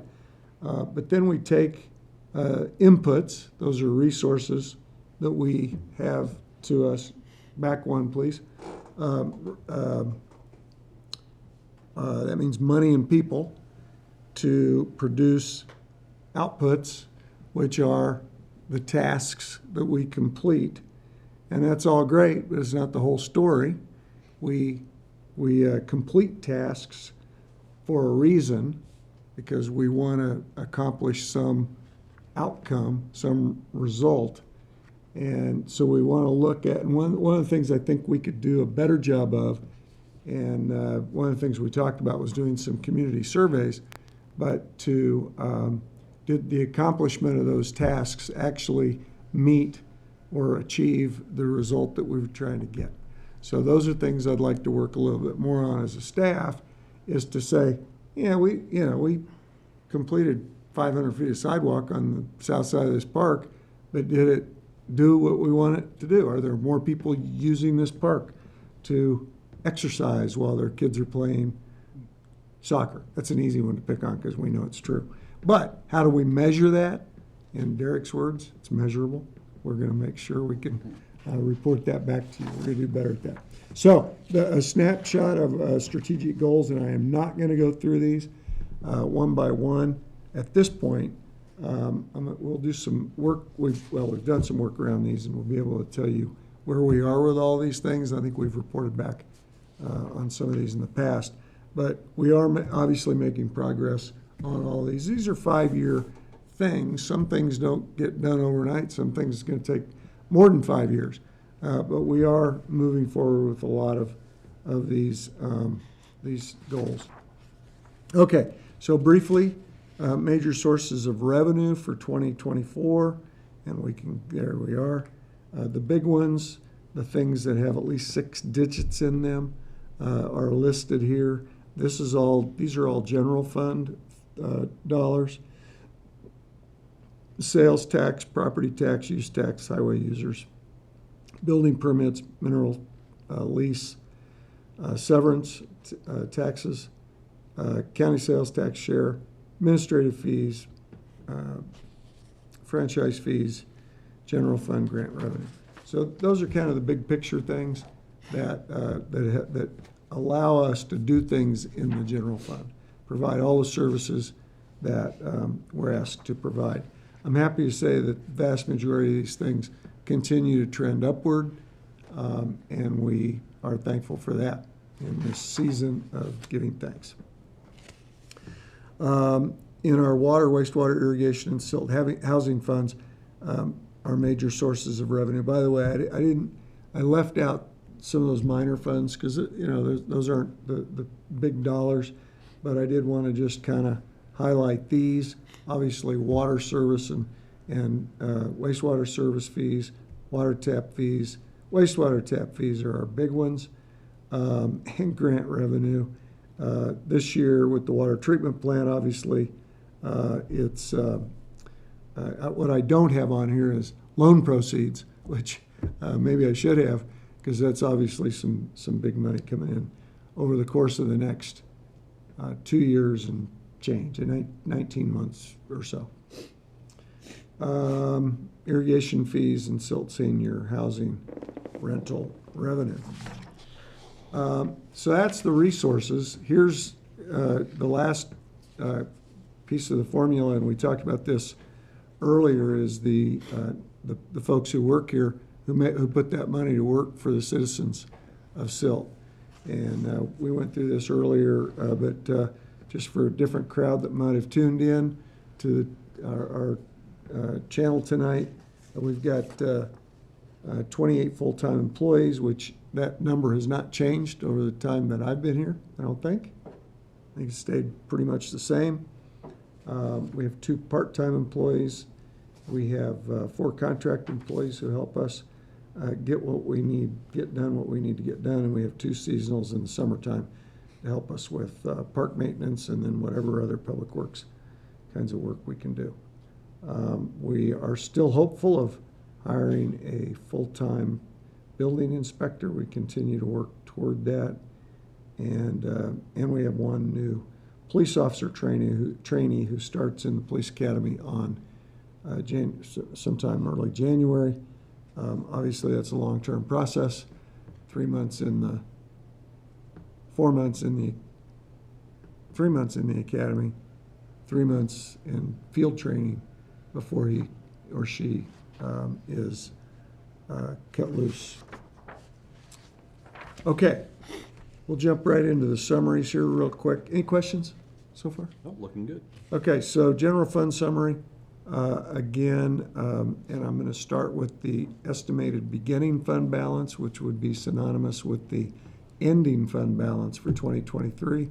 Obviously, that is a projection because we can't know what those are because we haven't closed out 2023 yet. But 7.2 million, almost $7.3 million in fund balance in the general fund. It would be fun to look back and see what it was 5 years ago, because I think it was a little less than that. Our revenues, we're projecting 5.5 million, expenditures of around 7 million. And we have, we talked a little bit about the drivers of those earlier. But then we have grant revenue, 1.866 coming in. Capital expenses of 3.4. And you can see that we are impacting the fund balance by about 1.5. And our ending fund balance will be about 5.7. If you look at if you compare our fund balance of fund balance percentage of 2024 expenditures to our policy says between 30 and 40%. We're still at 82% of our expenditures. So I take that to mean you have a lot of room to accomplish some additional work that you'd like to have done in the community if you'd like to spend some more of that. Not willy-nilly, of course. Okay, Conservation Trust. We're spending very little out of this. We spent quite a bit last year on here, but our fund balance, we'd spent it down to 145. We've got just a little bit going on this year. You remember what we're spending that 30,000 on this year, Trey? I'm out of Conservation Trust. I believe Because it's not much. 10,000 was on some trails, and then the other 20 was for more upgrades over at the Silt River Preserve, All right. like the observation deck that we was looking at and things like that. Okay. You know what? Instead of putting people on the spot, we'll spool that up and we'll come and talk to you a little bit more about that next time. So water, wastewater, fund summary. Conspicuous by its absence here will be any mention of the water treatment plant, obviously, a big ticket item for 2024. But we're going to be doing all of the project funding and accounting in a separate side fund because none of that money hits our fund balance. So we don't get to, if we save $2 million on the project, we don't get to put it in our fund balance. It goes to pay down the interest or the bonds at the end of the project, should we have any, when we have money left over for those. So this is operating as though there were no big giant projects running, although we still have a couple big projects. And maybe we'll talk a little bit more about that. But 1.3 million to start, revenues of just regular revenues of 3.5 million, almost 3.6, expenditures of 2 million. That grant revenue, some of that, a good part of that is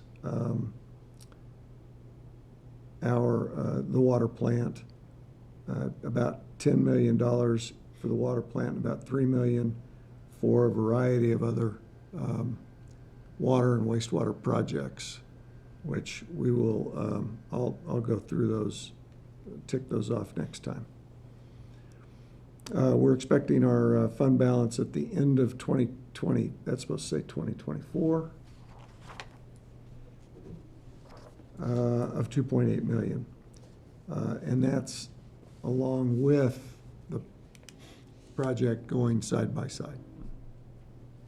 So, and here you're seeing a fund balance of about 75% of the 2024. Actually, it's more than that. It's over 100% if you look at it. We'll have a fund balance, ending fund balance of 2.8 million. I must have calculated that off the beginning, but you'll see that we have 2.8 million in the ending fund balance and 2 million in expenditures next year. Any questions? Beating a dead horse.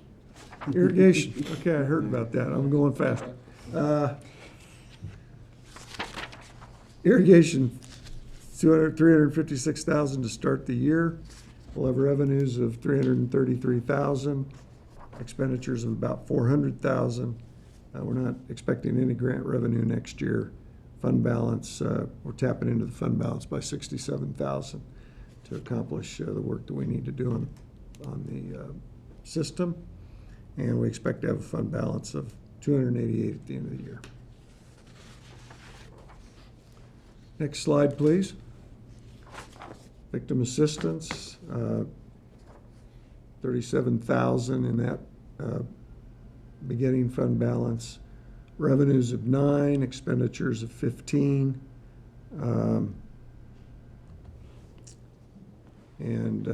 Looking at having about $31,000 in there at the end of next year.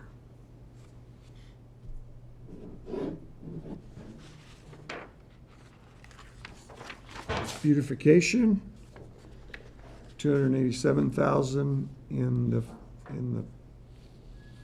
kitty. Revenues $150,000. Remember, this mostly is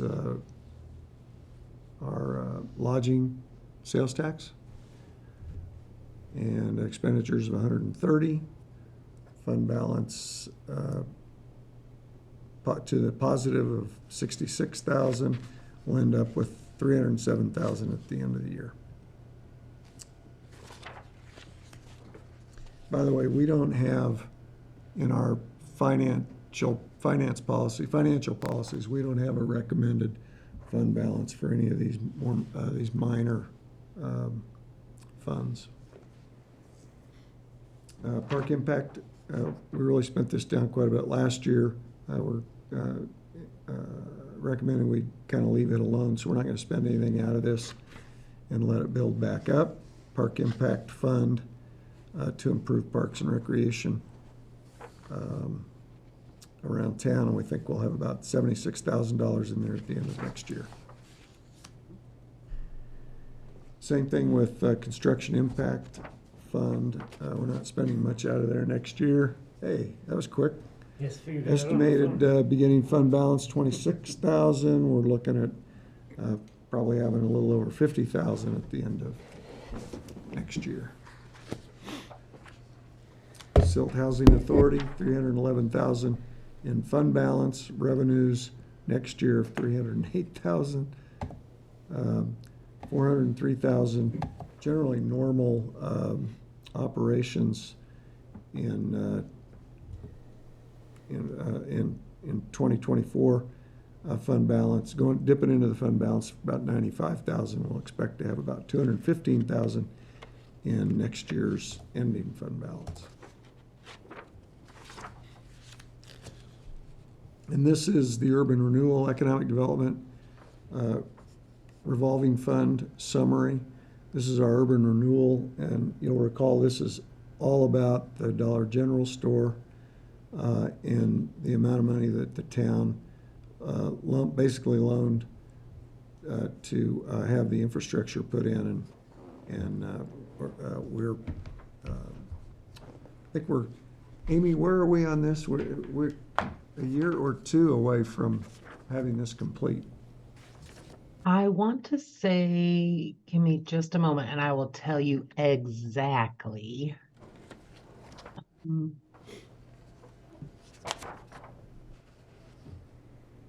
But that funding balance is ticked up a little bit, I think, with the Property taxes being higher. taxes, yeah. Increase in property tax. It is supposed to be done, if my spreadsheet will come up, 2028. Okay, so we do have a few more years to talk about that, but it's automatic in, automatic out. There will be a time when we'll need to talk about that fund balance though, right, Amy? Yeah, I mean, we have a schedule of the repayment. I can certainly pay it back quicker, and then whatever is left over is just what we would add to our next project for economic development as far as infrastructure loans or something like that for incoming businesses. Bless you. Thank you. Okay. Is that something you'd like me to do, is to make that fund balance? I think, Pay that loan back and just be done with it? Because the loan was from the water plant. Or from the water fund. right, So take off basically a year? It could maybe take 3. Because it's about 14,000 a year. Well, let's see. Yeah, about 14,000 a year that it's paying back. So what's 14 times 3 is 42. And we've got 58, so maybe, I mean, it could be. In 2023, our balance is gonna be 65,000 that it needs to pay back, so we're almost there. So we could get it down to a year, so 2024 they'd be done paying on it? Or Very close, that yes. fund would be done paying on its loan to the water plant? why don't we do, Right. why don't we do an analysis of that and present it back to the board? Okay. Just can we use that extra balance to do anything else with? Can we fund another URA project with that? I don't know why we couldn't, because we're going to continue to get higher property taxes, and it would go into this fund, and so that fund balance would just grow, and we absolutely could do more renewal stuff with that. Yeah, and that could be one of the alternatives that we bring you. It's almost like free money. Almost.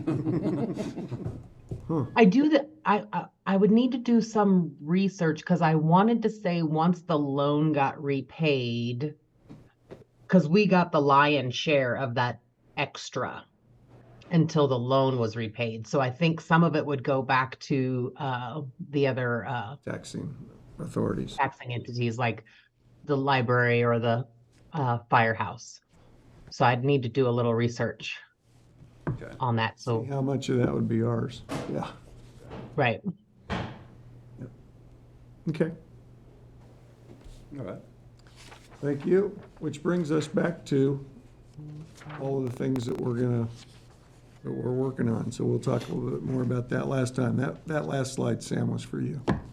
Just wanted to beat that horse one more time. Okay, so, any questions? I know, Chris, you said you had some line item questions. We're happy to Yes. look at our line items and see if we can answer any for you. Yeah, I guess, on the budget worksheet at the beginning of the work session packet, page 11, I had a question. What is I'm looking for it, the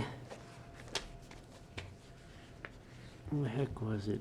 Towards the top, you have Capital 9th Street Roundabout. And then it says current year budget 170,000, but we've only used $2,100 out of it.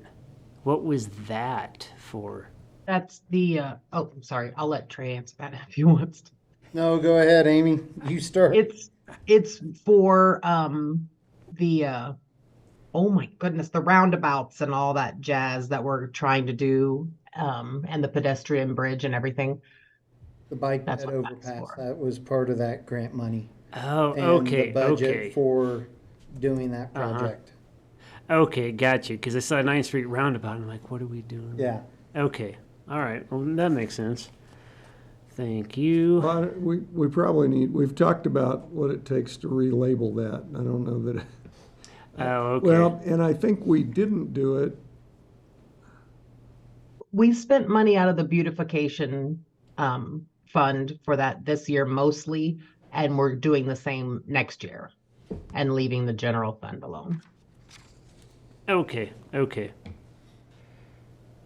because of the $900,000 that we're spending on community center park or community park. Okay, There's no center there anymore. gotcha. All right, well, thank you.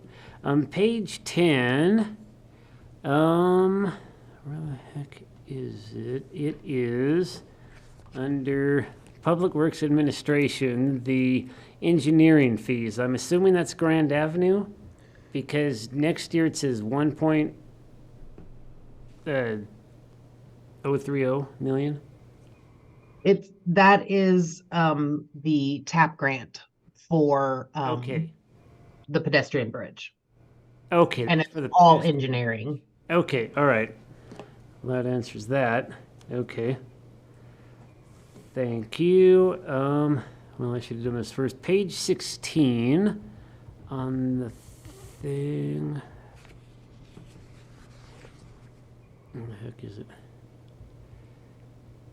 Page 16, where it says hotel revenue, is that the land lease of the hotel? Yes. Okay, okay, gotcha. So it looks like About it's $500 a month. Yeah.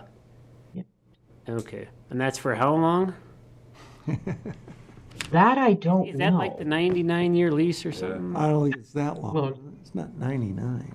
I think it's sometime in, we looked at that, well, I guess it's not recent. I want to say it was closer to 25? 35 or Something like that, 40, yeah. something like that, yeah. Last Not- time we looked at it is when they were trying to possibly purchase it Yeah. a few years ago, yeah. Oh, okay, okay. And yeah, I mean, now that's the obvious. Yeah, it's a long lease, and there isn't any changing that, is there? Mm. Okay. When the lease is up. Well, yeah, when the lease is well, that's true. Okay, you have a point. Yes. Town's gonna own a hotel then. Yeah, exactly. So, all right. I guess that question's already been answered, but on page 8, the PD payroll, that doesn't include the 2 officers, right? Does not. Okay, all right, so that was an easy one. So the only other one, let's see, page 4.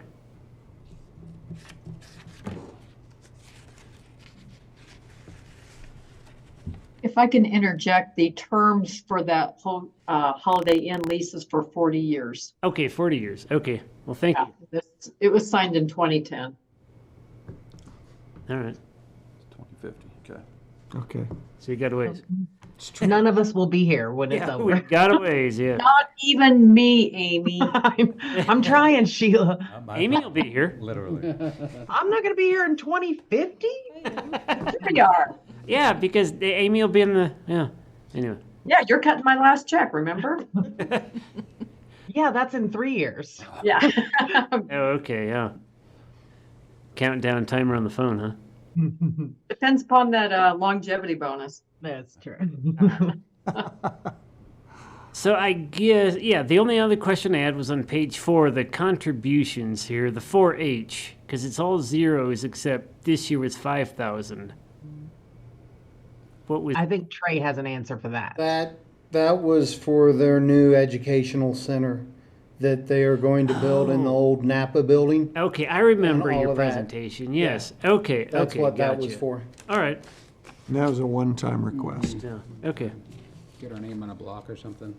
yeah. I don't remember, but something of that nature, yes. I'd have to look at that again. Yeah. That's all the questions I had on that. I had a couple on the list of fees, but I don't think we're there yet.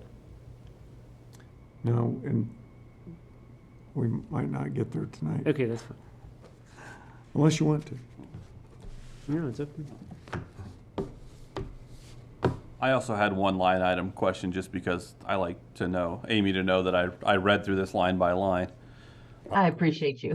So her work didn't go unnoticed. So page 2, under license and permits, we have a line item for ambulance fees. What would those be?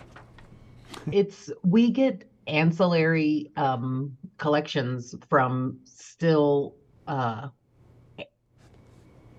costs that the ambulance billed out, and people still pay us every once in a while, like $8.37 for an ambulance ride they took back in 2013. Okay, all right, Oh. easy enough. Okay, that's the only question I had. Actually, before then, because I started in 12 and the ambulance wasn't here anymore, so yeah. before Before 2000, 2010, I think. yeah, okay, 2010 or before. Okay. I guess my only question is a general question. For the funds that we are expenditures, revenues over expenditures, and we have a negative line with the liabilities are more, the expenditures are more, not liabilities. For those funds, like the Silt Housing Authority and some of the others, what's our general procedure on addressing that? Well, For the most ones of, that don't have grants. yeah, for Silt Housing, I'd have to go back and look. In fact, we could probably answer that. For Silt Housing, we're going over because there's some maintenance issues we have to fix. And there's a line item, so it doesn't happen every year, but there's some capital expenditures that we're gonna do next year for some issues that we have over there. And that's what's putting us over basically on expenditures. It's not It's still something that considered- happens yearly. Oh, It's just every now and then we've got to make an expenditure and we dip into that budget because we don't have the operating revenue to cover it. and do I understand it right, Amy? If it's a capital expenditure, even though you have to put it on the budget, don't you like amortize over a period of time? Is that Yes. what happens? So technically, we are not negative. I get it. Well, and it's still considered a balanced budget because we have a fund balance that we are dipping into. So we're not technically negative. The budget is showing that we are spending more than we are bringing in, but we have a pot of money that we started with. So the state still considers it a balanced budget because we have that fund balance to draw from. Future budgets, okay.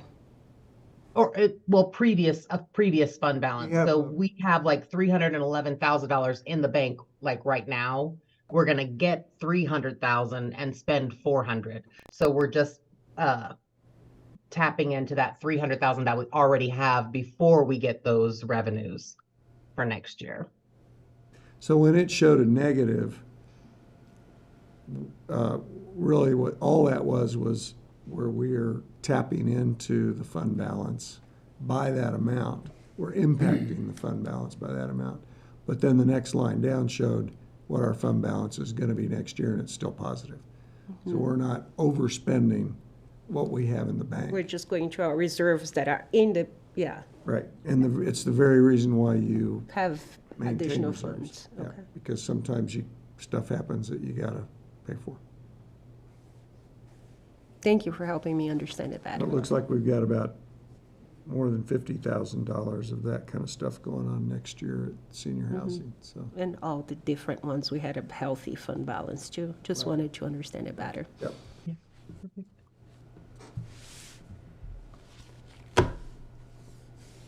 Okay. Any other questions on? Anything else? No, sir. Okay. So we can check that one off the list. And we can move on to ordinance, the second reading of ordinance number 7, series 2023.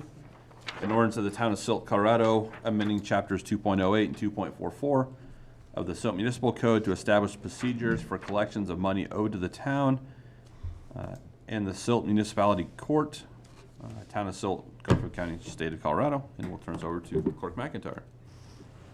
Thank you, Mr. Mayor. There have not been any changes to this ordinance since the first reading, so staff still recommends approval, and I would answer any questions you might have. Okay. Any questions on the second reading? Nope. Okay, this one is a public hearing, so the time is 9:12 p.m. and I'll open up the public hearing for ordinance number 7, series 2023.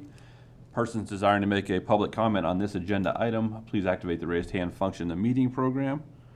Or Sheila, any phone calls or emails in regards to this agenda item? No, sir, Mr. Mayor.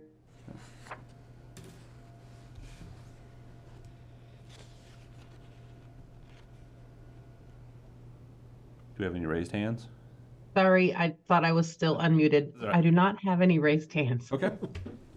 And we have nobody left in the chambers with us, so. The time is 9:13 p.m. and I will close the public hearing and open up to further discussion by the board or a motion.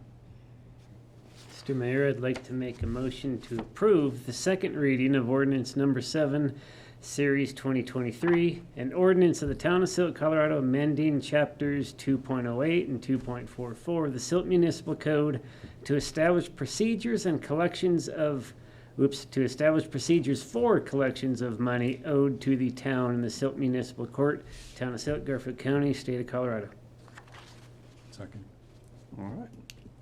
Motion by trustee Clausen to approve the second reading of ordinance number 7, series 2023. That was seconded by Mayor Pro Tem Hanrahan. All is in favor? Aye. All is opposed? Motion carries unanimously. And we will move on to the October 2023 financial report. Thank you, Mr. Mayor. This is for the month of October. 83% of the year has elapsed. We are doing well with sales tax, of course. We are 8.5% up from where we were at this point last year, about $5,000 more this month than we got last year. We are at 104% of what we thought we were going to get overall for sales tax. No, that's use tax. I apologize. Sales tax, we're at 99.1%. Use tax, we're at 105%. We're doing really well with that. Trash, water, wastewater, irrigation fees were all pretty even with the percentage of how much the year has gone by. We're doing well with most of our revenues. Our park impact and construction impact funds are a little low. I believe most of that is because of construction and permits not being pulled. And our expenses, there's a couple of them that we are higher on, but those were things that we knew we were going to spend that money on, and it just got spent earlier in the year. It wasn't like a monthly thing, like the Eagles View Park for both the park impact and the construction impact, and the Conservation Trust Fund. Those are the reasons that they're at almost their limit for their expenditures. And I'll answer any questions you may have. All right. Any questions? I don't have any. Numbers Got look nothing. good. All right. Thank you very much. Thanks, Treasurer Tucker. You're welcome. Cyber Monday, that's gonna go way up for November, right, Amy? Well, fingers crossed. We'll see that in December. Okay. Next up is the I-70 Water Main Crossing Project Award. Turn it over to Director Fawner. Thank you, Mr. Mayor. So, you know, we have been planning this I-70 water main crossing to put a new line across I-70, the railroad and all that. We did get a couple of grants for this project. We finally got it through engineering. We have an email saying that our permit from the railroad was approved. They're just finalizing the paperwork. I haven't seen the permit yet, and that email came in a month and a half ago. So hopefully in the next 2 months, we will get it. They're sending it by train. Yeah. But anyway, we put this out to bid. We came back. We did fairly well. We got 4 bids on the project, which is pretty good for us because a lot of times we've been 1, maybe 2. So, Clayco Construction, Jim Pope was the winning bid. He was the lowest bid. Jim has probably done all but one of our borings in the town of Silt, from everything that's under the interstate and the railroad, all of our crossings. He's probably been the company that's done them all, so he knows what he's doing. He has a good job. He does a good job, and we know it'll get done right. And while you see that the winning bid was at 1.1, and we have 1.6 roughly in the budget, that difference, we had to pay engineering, so that's why the 1.6. And once we get permit from the railroad, we are looking at paying $300 to $400 an hour for the railroad personnel to be on site as we bore under the railroad. And we are looking, Jim, as long as we can do it with the machine, Jim thinks he can have it done in 80 hours or 10 days. If we got to hand dig it for whatever reason, if it's too rocky or whatever, that could take up to 2 months to get it done. So at $300 to $400 an hour, paying the railroad guys, we're having that little cushion is going to be a good thing. But staff recommends that you award the project to Clayco Construction. And I'll answer any questions if you have them. Where is Clayco out of? Are they Silt Rifle? Clayco, I believe he is out of Junction or Clifton, in that area. I would have to look. I'm sorry, I can't remember. 100. I believe he's down that way. He's not Silt Rifle. We send his checks to Grand Junction. There we go. Okay. And FYI, Johnson Construction, they do not do boring. So their proposal is actually using Jim to bore it. Just so you have that background information as well. Yeah. And then who are the other two? Because I've never seen them bid anything. Sieta is out of Colorado Springs, and Phoenix Industry actually has a shop in Glenwood. And this is the first time we've got bids from either one of those companies on a project.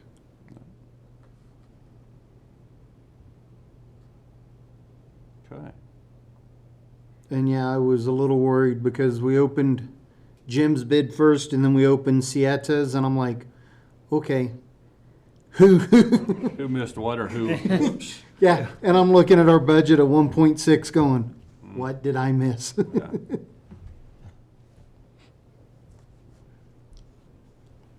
And I'm fine with just going with Clayco since if Johnson's going to use them, there's no sense. My only thing would be to use Johnson because they're more of a local company and probably employ some more of our local people. But if they're just going to sub it out to Clayco basically anyway, there's no sense in paying a middleman. So. Yeah, exactly. So I'm assuming Clayco did that last boring project from BLM to the Trade Center The years ago? sewer line? Well, I guess. That was sewer our line last too. boring project, Okay, that was the the last new one. sewer line down by the tunnel. Okay, gotcha. And he did All do right. that one. Okay. So, yeah. Okay. All right, this is an action item, so someone like to make a motion Well, or a discussion? I'm good with it. Mr. Mayor, I make a motion to award the water main crossing project to Clayco Construction. I'll second. Okay. Motion by Mayor Pro Tem Hanrahan to approve the water main crossing project to Clayco, and that was seconded by Trustee Clausen. All's in favor? Aye. Aye. All opposed? Motion carries unanimously. Thank you. And we're hoping, Jim is hoping to get started possibly in January, and we'll start boring under the interstate. Okay. And we don't have to have CDOT watching us bore under the interstate? No. Okay. And we have the CDOT permit. All we have to do is file Jim's insurance with CDOT. Okay. And we'll have the CDOT permit. And you're gonna have a shovel for the railroad guy? Yeah. Good luck with that. So you can lean on it, maybe? They usually sit in their trucks. I picked the wrong career. Well, there'll be two of them on site if that helps with the $300-400 an hour. Yeah, It doesn't. They'll just split it up, yeah. But I appreciate that. Okay. Administrator and staff comments. I just have two quick things. I think, and they're all wrapped together, Main Street Trick or Treat and Family Fall. I never get those Fest. words. Fun Fest. Fest. Or Fest. And the tree lighting and fireworks last week were both rousing successes.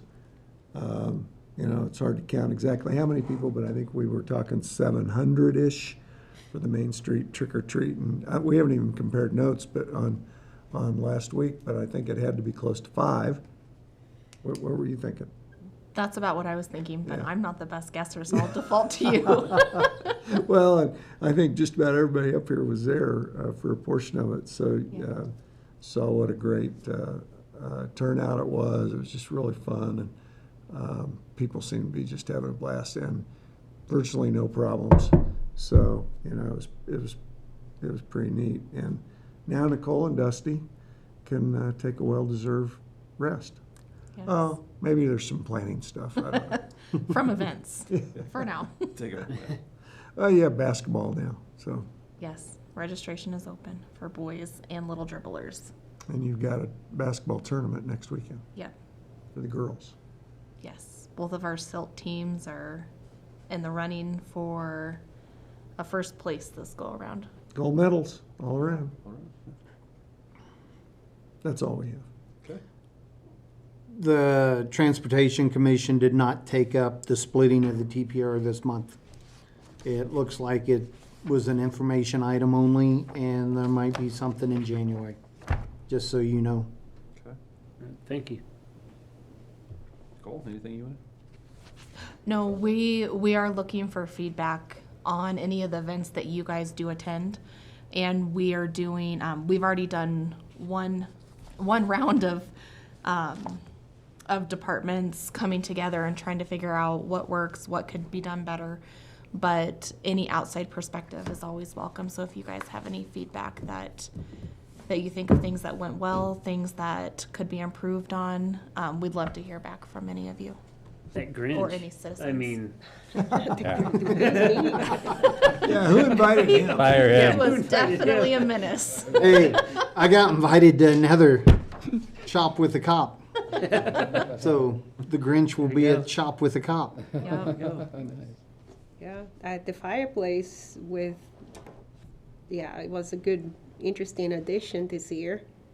The For the s'mores. s'mores, yes. Yeah, so that was a fun idea. Melt And some everybody holes was in the pipe. safe.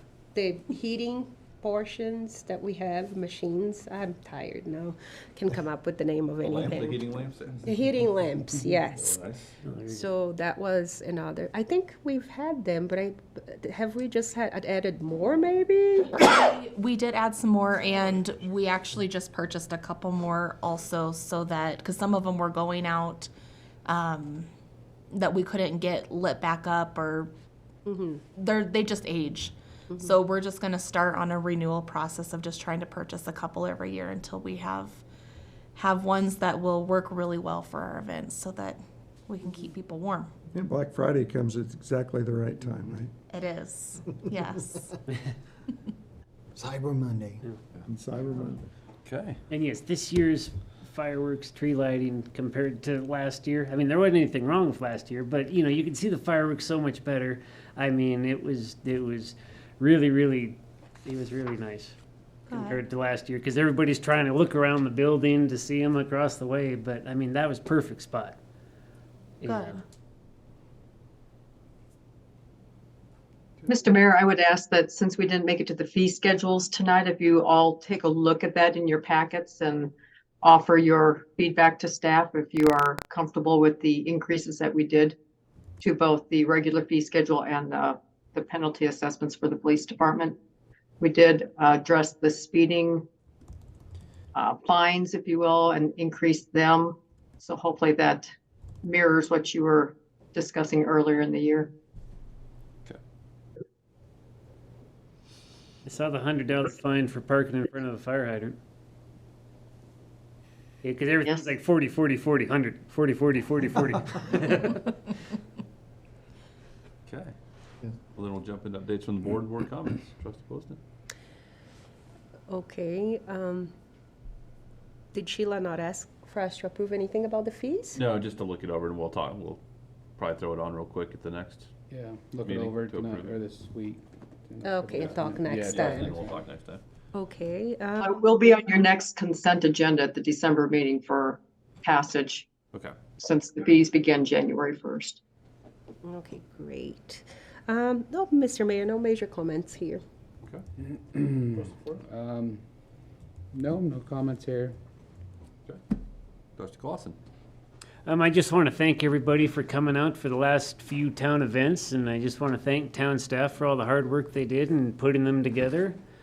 And I noticed that last month there were a few streets paved, and the alley behind senior housing was paved, so that all looks really nice, and so thank everybody for getting that done. All right. Mayor Pro Tem. I want to talk about coming up with ideas on a better model to manage our meeting schedules. Showing up at 5:30 and leaving after 10, I think, is difficult for everybody, and the frequency of them seems to be increasing. Maybe that's due to the water plant. I don't necessarily have a simple answer to it, but I'm thinking along the lines of informational agenda items, non-action items, should be time limited. And whoever is presenting should know the time limit. Ms. Stepp was here previously talking about the water stuff. It was informational. There was a gentleman a couple of meetings ago who had some great photos from across the river. But both of those they're just examples, and I'm not saying they were right or wrong, but both of those agenda items were, I think, 40 minutes. And now it's, those things tend to stack up. Mm-hmm. And Sheila and I talked about it briefly when I was in town hall last week, just to try and solicit some ideas. And I feel like that's a quick, easy one, is create a structure whereby if it's an action item, it has a designated amount of time. And it's up to us to be disciplined enough to manage that conversation in that time. And if we can't get it over the finish line, then it has to happen in the next meeting. But we're behind schedule on the first 3 items in an agenda on a regular basis, and that tells me the model's broken. Mm-hmm. I mean, unless you guys like staying here this late. No, I agree, for sure. Maybe some proactive communication via email opposed to describing it here, and then we could get answered quicker. Yeah, I'm down with that too, especially for the budget stuff, like send it out the middle of the week before when the agenda goes out, and then it's on us to do the homework. Mm-hmm. So that is another item that for 4 months could easily be compressed substantially. I think that the flip side of that is we are representing the public. So for the public to know that you're spending 4 hours at home doing something and only 10 minutes in a meeting, the perception of that to a citizen is that you only put 10 minutes into it because you don't care. You're just trying to slam it through. And unfortunately, perception is reality. They don't know what's going on behind those closed doors. We've had, things in the past meetings where it does seem like, there's 10 things on the docket and we're through it, not this board, but in past boards, there's 10 things on there and we're out of here by 7:30.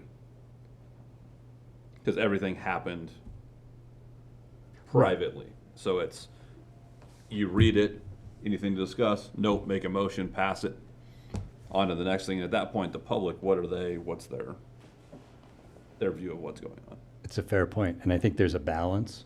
Yeah. You know, I don't want, I'm not okay with the meetings ending at 7:30 either, but nor am I okay with them ending at 10:30. 10:30. You know, there's a happy medium there, and that's why I brought it up under the context of non-action items, informational items. Those can be time constrained, and again, we can be more self-disciplined in doing the homework. I think if somebody joins the meeting remotely, they see us having a spirited discussion in Q&A, we can still do that because we've done the homework. I think one of the hallmarks of a representative democracy is that people have entrusted us to do the homework. That's why they elected us. I don't think they need to see it happening to enjoy the results. I think the other positive aspect of it is we can get a lot more done in our meetings.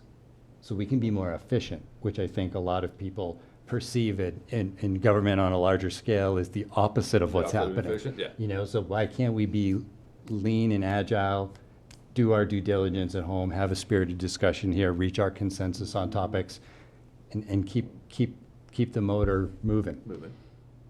So you're saying maybe control the presentation a little bit to the point that if they are extending themselves to, instead of 20 minutes, 40 minutes, inform them prior and maybe mention during the meeting that they have a time frame? Yeah.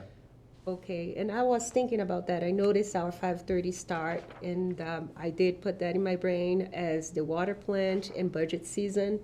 But I've also noticed that we are incorporating a lot of different things into the work sessions as well, so it wasn't guided only for those particular ones. But I understand, you know, we have also made a lot of requisitions for the town to complete a lot of big tasks, and they are bringing it to us. Today, for right now, we are 20 minutes over the, I wouldn't even say, because we still have, 10 minutes, technically speaking. We're close, yes. We are close, so I'm gonna wrap it up quick. No, we still have So are executive we session. asking also the town to, like, you know, reduce or budget a different time that doesn't finish at 9:30 for most meetings, or is just the start time the problem? The 5:30 to definitely the 10:30 or 9:30, like, how can we together work the 5:30 startup and manage our work sessions? Because it does make for a long evening to be wrapping up important projects I'm open to later that. at night. That's a great idea. And I think at one time we did have the discussion of, okay, you know, board meeting this Monday, work session that Monday, but I thought the consensus was it's just easier to do it all in one night as opposed to being here every Monday of the month. But that still adds just as much work and just as much time, just 2 different days, where if we do like Pro Tem Hammerhand saying, the presentations, limit the presentations, keep them on track, keep it rolling, you know what I mean? We're still accomplishing the same thing, but more efficiently. Yeah. Which is fine with me.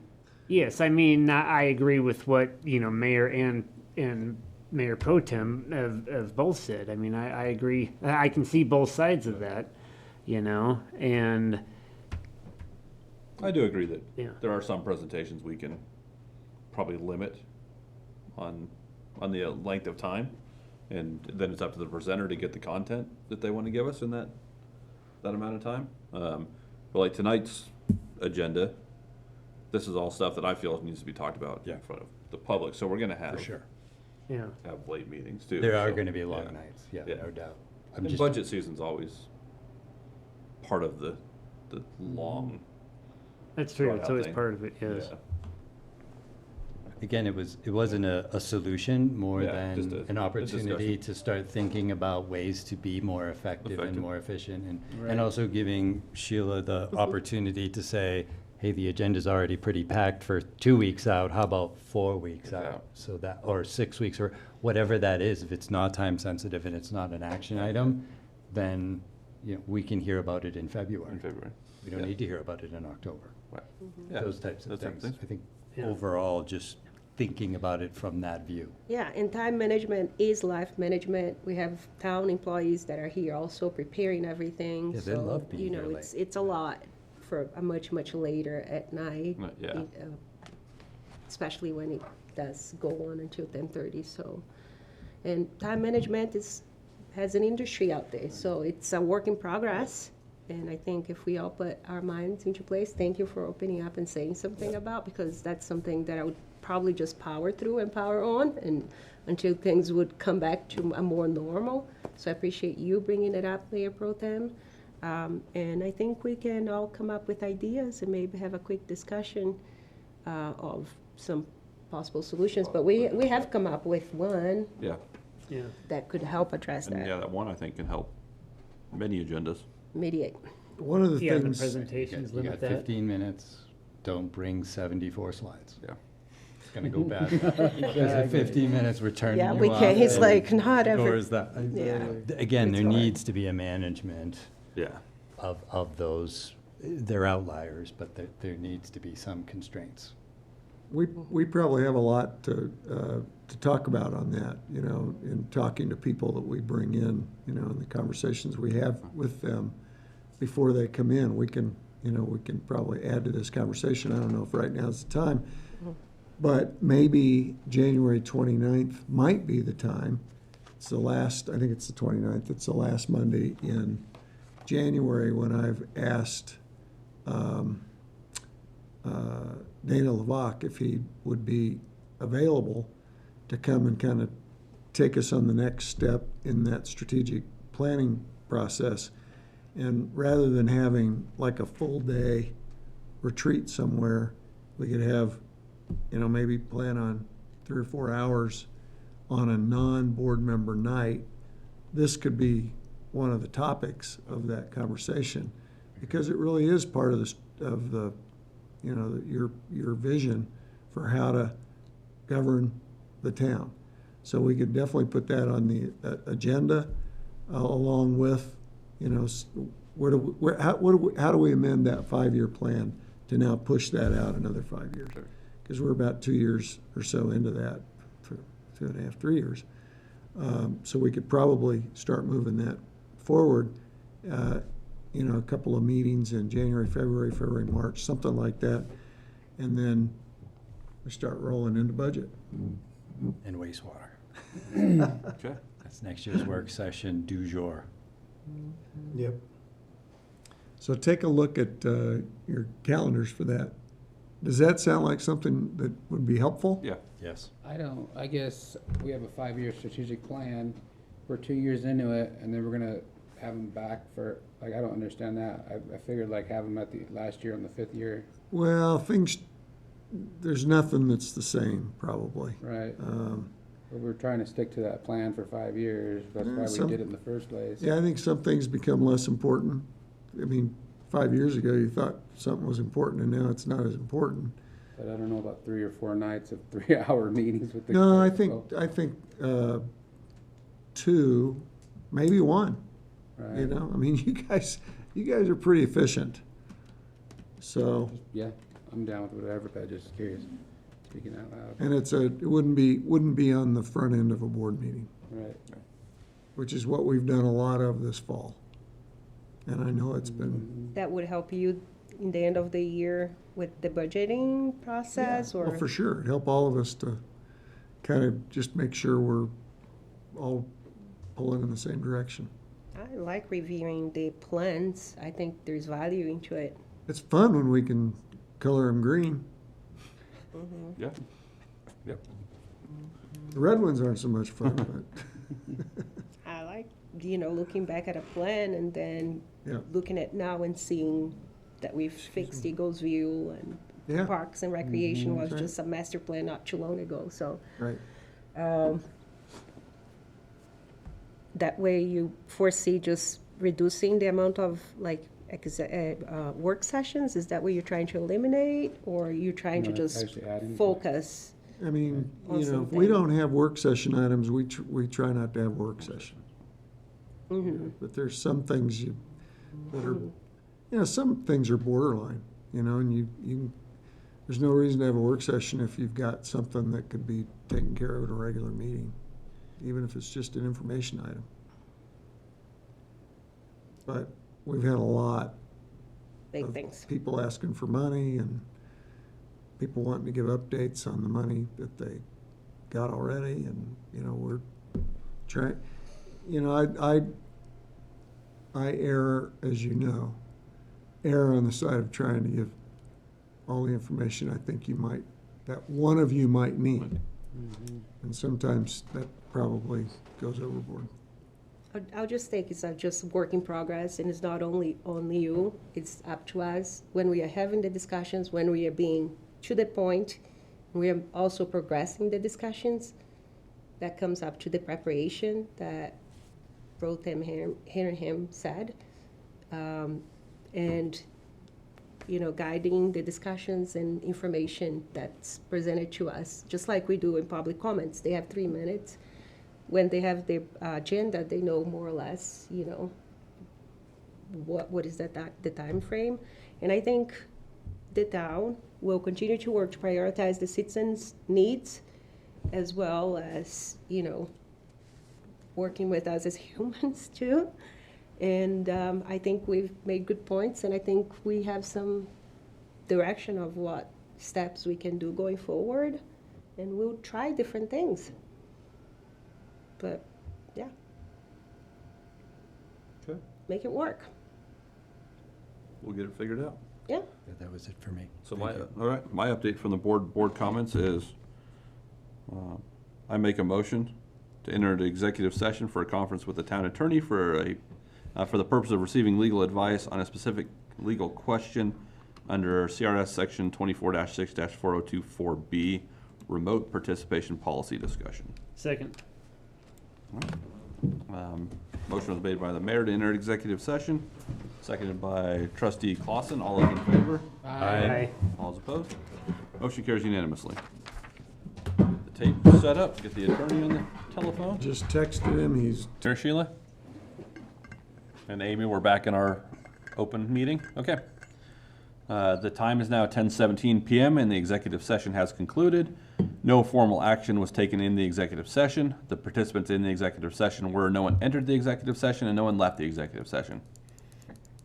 For the record, if any person who participated in the executive session believes that any substantial discussion of any matters not included in the motion to go into executive session occurred during the executive session, or that any improper action occurred during the executive session in violation of the open meetings law, I would ask that you state your concerns for the record. None here. Seeing none, the next item on the agenda is adjournment. Mr. Mayor, make a motion to adjourn. Second. Motion by trustee Poston to adjourn the meeting, seconded by trustee Clausen. All those in favor? Aye. Aye. All those opposed? Motion carries unanimously. Well done, everybody.